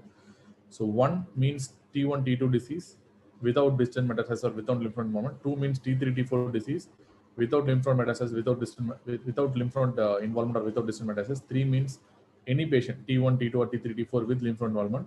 Stage 4 means any patient T1, T2, T3, T4 with distant metastasis becomes stage 4. So this is the TNM staging. So it usually correlates well with your old Duke staging, but still current, standard is the TNM staging that we're going to use. In that you have N1, N2 and all. So that's not really important. N1 means 1 to 3 nodes. You have separate N staging also. N1 means you have only 1 to 3 nodes. N2 means you will have more than or equal to 4 nodes. That is N1, N2. But that doesn't matter.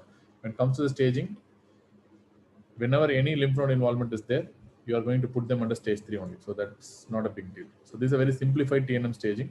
No need to know the entire TNM staging. That's not very important. T1, T2 within intestinal wall, T3, T4 outside intestinal wall. Stage 1, 2 means no lymph node involvement and no distant metastasis. T1 means T1, T2 with no lymph node and no distant metastasis means stage 1. T1, T3, T4 with no lymph node and no distant metastasis means stage 2. And any patient with lymph node metastasis will become stage 3, and any patient with distant metastasis will become stage 4. And now we need to know the management, treatment of colon cancers. It depends whether it's typically a colon cancer that you're dealing with, or it depends on whether you're dealing with a rectal cancer. When it comes to colon cancer, you have multiple different options, like right hemicolectomy. Typically, you do for right-sided cancers, or you can do for you have something called extended right hemicolectomy. Extended right hemicolectomy. Typically, you do for hepatic flexure cancers. Very commonly, that's where you do this extend right hemicolectomy. Then you have something called left hemicolectomy, very commonly performed procedure because left-sided cancers are very common. And it has something called sigmoid colectomy, not a very commonly performed procedure. And apart from that, you have total colectomy. Again, not a very commonly performed procedure. So let me put a picture to show this.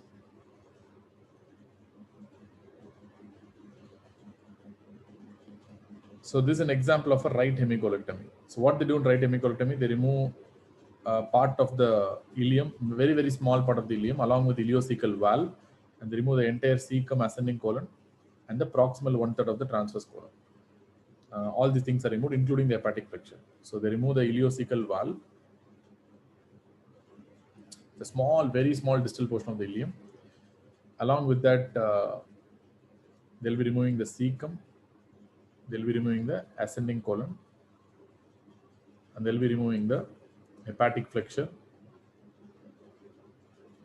Along with that, they will be removing the proximal part of transverse colon. So again, these colectomies are based on the arterial territories only. So what are the arteries that supply these areas? For example, this particular areas has been supplied by your right colic artery. And before that, ileocolic is important. Ileocolic artery is the one that supplies the distal part of the ileum and the proximal part of the colon, especially the cecum and the ascending colon. So the ileocolic artery, the right colic artery typically supplies the right colon, especially the ascending colon, and to an extent to the hepatic flexure, and right branch of middle colic artery. Right branch of middle colic artery. So for example, when you take a colon,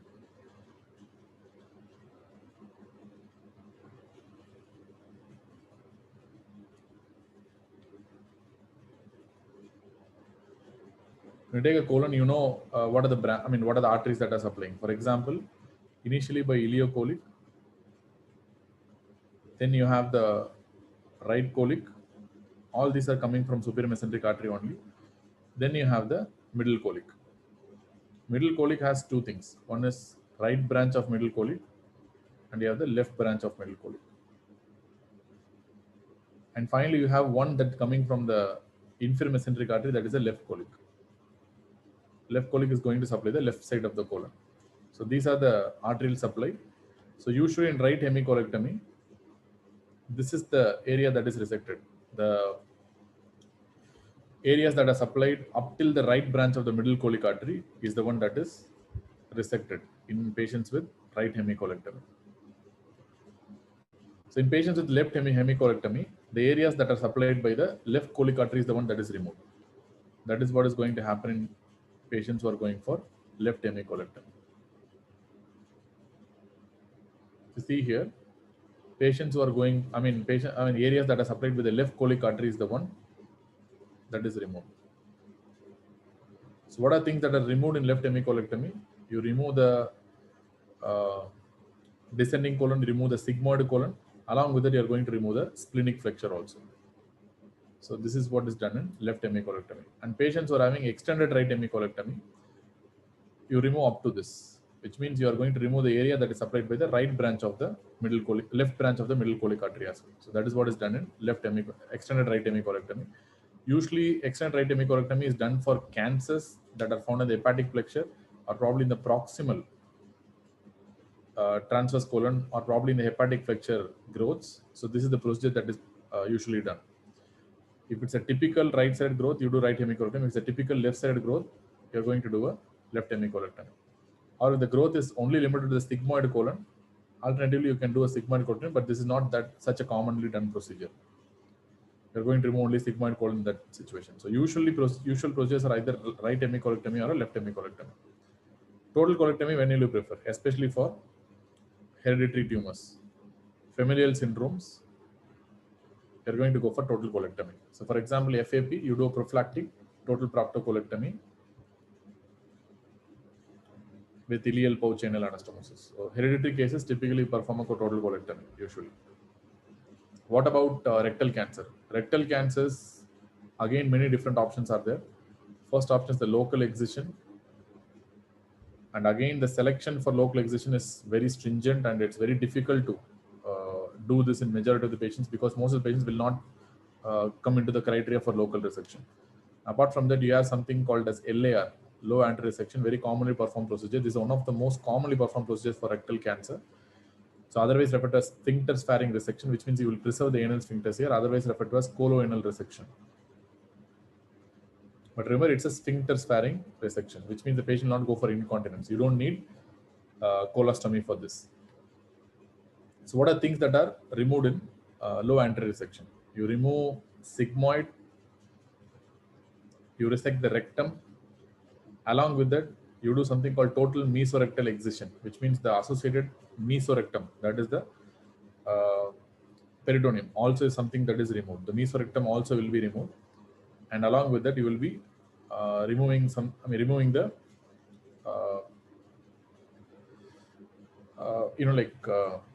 the fat that is associated with the rectum. So that's also something removed. And when will you perform a low anterior resection is when your tumor is having a clear distal margin. So only when you can achieve a distal margin, you can do a low anterior resection. Suppose if they ask you when you will do in simple terms, especially the tumor is located at more than 2 to 5 centimeters from the anal verge. Tumors that are located more than 2 to 5 centimeters from the anal verge. At the same time, if you are able to achieve distal clear margins, which means the distal margins are negative. If you are able to achieve this, then in this situation, you can perform a low anterior resection. So in the sense, when can you achieve distal clear margins? Only when it is having, significant distance, distance from the anal verge. So at least if it's more than 2 to 5 centimeters from the anal verge, then you can perform a LAR. Of course, once you remove the sigmoid and the rectum, you will do a reconstruction using the remaining part of the colon and the anus. Then you have something called as abdominoperineal resection. That's called APR. It's not a sphincter sparing surgery, which means here you will remove the sigmoid, you will remove the rectum. Along with that, you will be doing the total mesorectal excision.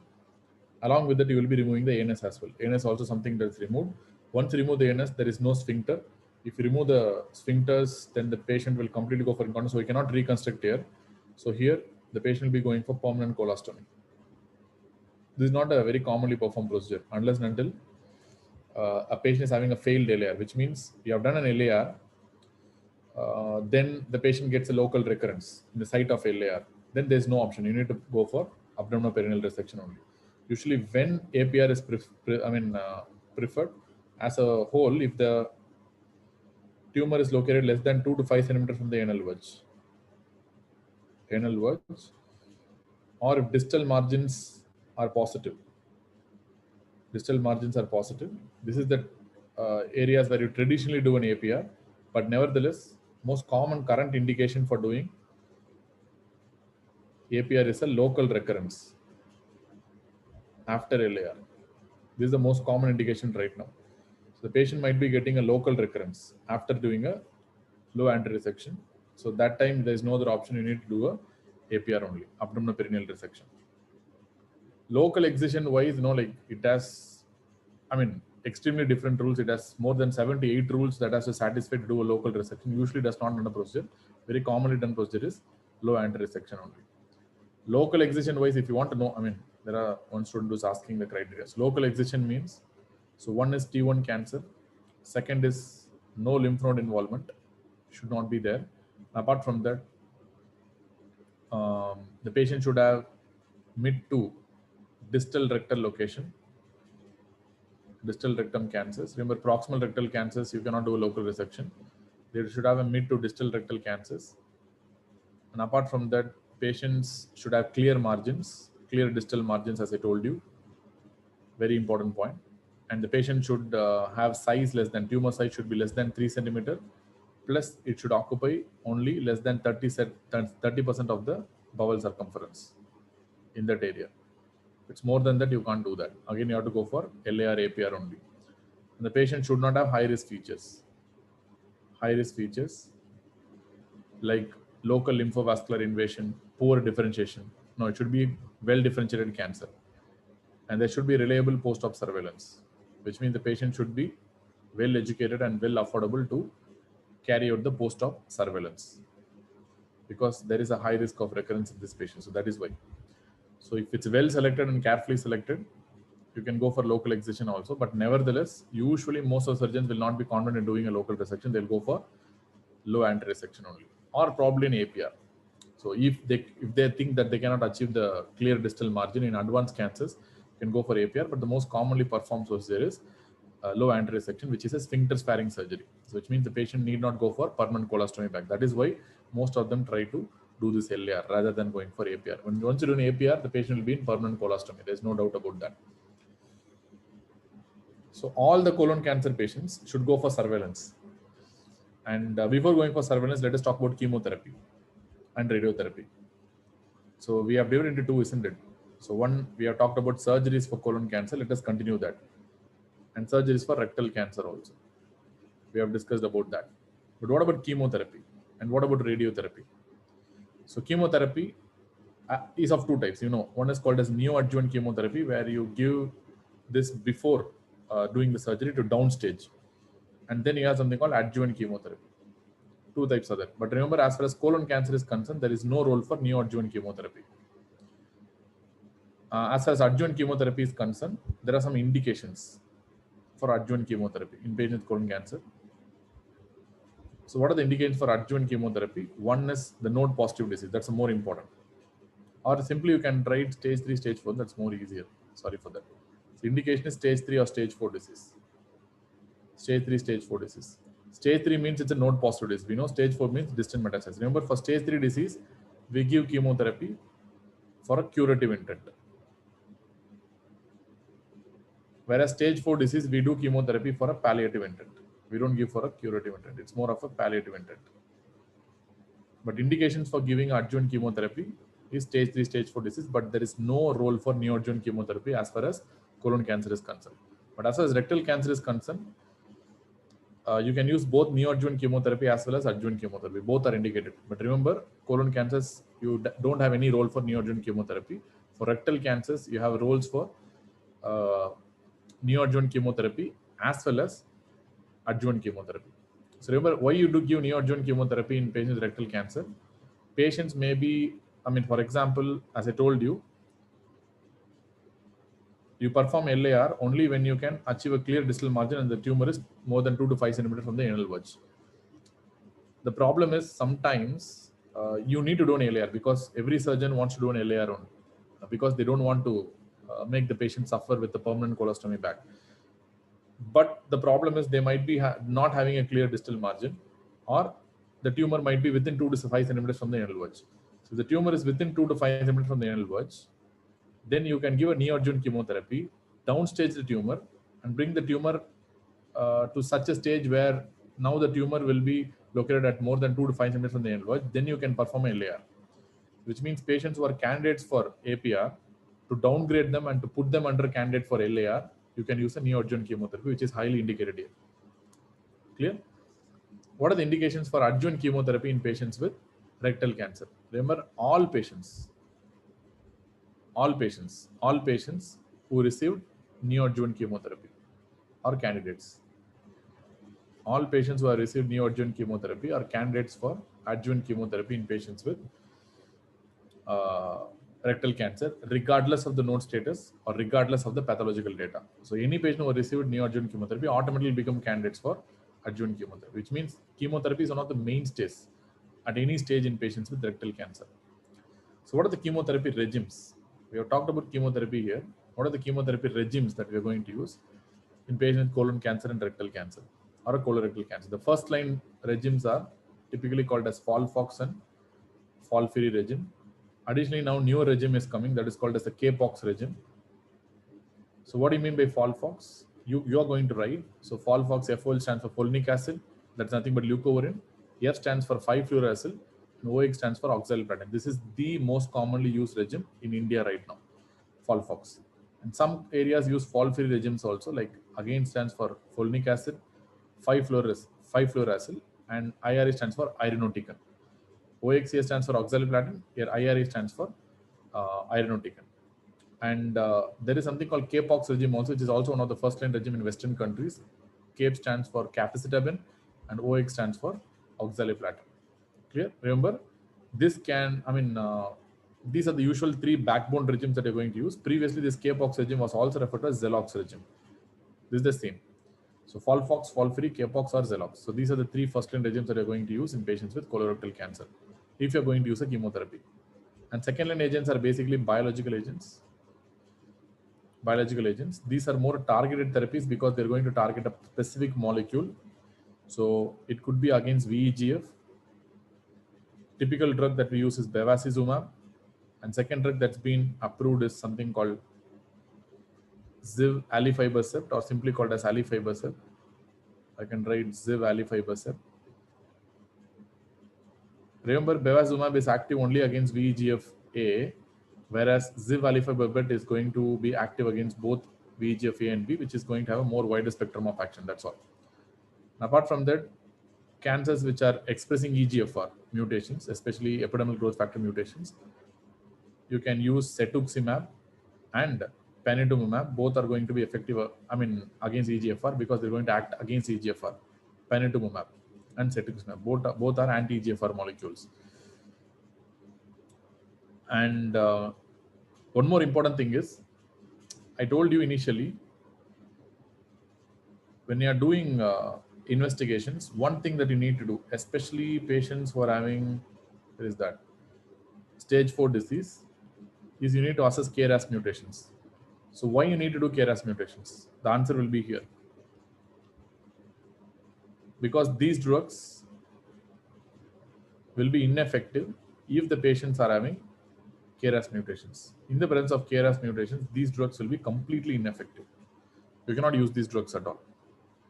That's why that initial point which I told you is important. Makes a lot of sense.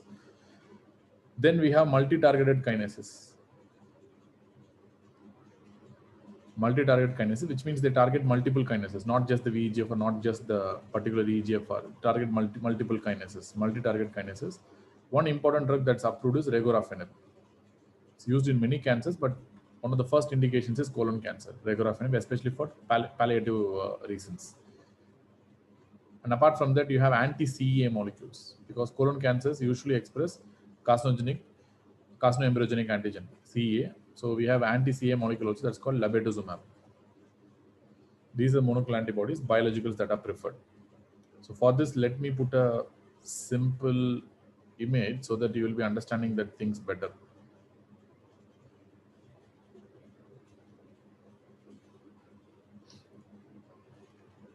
This is the image I want to show you. As I told you, panitumumab and cetuximab are basically going to work on EGF receptor, but please understand, patients who are having KRAS mutations will not have any benefit because of this EGFR inhibitor. So don't use this EGFR inhibitors in patients with KRAS mutations. And apart from that, you can see bevacizumab working on VEGF-A, and you also have ziv-alifibercept that's going to work on both VEGF-A and VEGF-B. And similarly, regorafenib is something that's a multi-targeted kinase, which is having multiple spectrum of action. These are 4 drugs that you need to know. So panitumumab, cetuximab, ziv-alifibercept, bevacizumab, and regorafenib. But nevertheless, there is some other drug called as lebrikizumab, that is an anti-CA molecule, which is also approved for use in colorectal cancer patients. And then when it comes to radiotherapy, when you talk about radiotherapy, colon cancer, absolutely no role for radiotherapy. It will only result in stricture, stenosis, and more problems, radiation and radiation also. It's not at all useful in patients with colon cancer.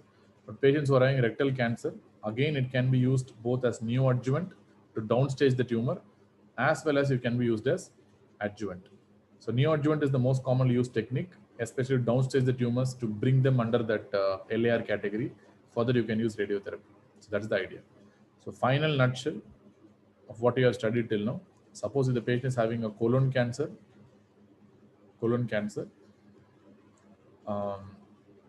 suppose the patient is having a node negative disease and no distant metastasis, then these patients will be just treated with surgery, nothing else. If the patient is having a node positive disease, or patients who are having distant metastasis, or probably let us talk about no distant metastasis, then these patients usually you will be taking for surgery, plus definitely chemotherapy. Absolutely, there is no role for radiation therapy in patients with colon cancer. That's what the first thing you need to do. No radiotherapy. And patients who are having distant metastasis, irrespective of the node status, here the possible role of surgery is extremely limited. Maybe for debulking you can use, but again, it's more of palliative chemotherapy. So surgery role is very, very little. Again, highly questionable. Whether they do or not, we don't know. But generally, they don't do. Generally, they don't do surgery. Clear? Then we have rectal cancer. As far as rectal cancer is concerned, most importantly, most of the patients with rectal cancer will go for neoadjuvant therapy. Neoadjuvant treatment means it will be usually chemoradiation. Radiotherapy here has a role. Chemoradiation to downstage the tumor. Then you are going to go for surgery. After that, you can go for adjuvant chemotherapy plus or minus radiotherapy. So this is the usual sequence of treatment for rectal cancer. So when rectal cancer will go for neoadjuvant therapy, remember again neoadjuvant therapy is used only the patient is node positive and if it's more than T1 disease, then you can go for neoadjuvant therapy. So any patient with node positive disease and patients are having more than T1 disease like T2, T3 or T4, they will go for neoadjuvant therapy, which is one of the very important things for rectal cancer. But colon cancer, usually there is no role for neoadjuvant therapy, no neoadjuvant therapy also. So these are the differences between colon cancer treatment and rectal cancer treatment accordingly. And surveillance wise, finally we are going to finish off with the surveillance. As far as the surveillance is concerned, you need to do CEA every 6 monthly. Every 6 months once, for 5 years you need to do CEA. And apart from that, you need to do CT, abdomen, chest, pelvis, or alternatively you can do a PET CT also. So this is what is usually done. But alternatively you can do a CT, abdomen, chest and pelvis also. This has to be done every year for 5 years. And typically colonoscopy at first year, after 1 year you do colonoscopy. If normal and if there is no adenoma, then you can repeat at 3 years. If still normal, no adenoma, then you can repeat at 5 years. This is a surveillance protocol. This is how you do. So CA should be repeated every 6 months for 5 years, which is a very important tool for monitoring after the surgery and treatment has been done. So CT, chest, abdomen, pelvis, or alternately PET CT should be done yearly for at least 5 years, and colonoscopy should be done at first year. If it's normal, then do a third year, repeat after 3 years. Then still, if it is normal, then you can repeat after 5 years, and thereon you can repeat every 5 years. So that is the idea of surveillance in these patients. So we have discussed a variety of details in colon cancer. Colon cancer is a very important cancer for your exams. Yes. So especially the polyposis syndrome, there could be a lot of questions from polyposis syndrome. So be clear about what you're trying to learn. And I think with this, our GIT is completely over. And we are completing the express sessions as well. Maybe from next week onwards, we'll be discussing on some important topics on respiratory system and endocrine system. Thank you very much. So GIT is over with this. We are closing down on the GIT. Thank you all.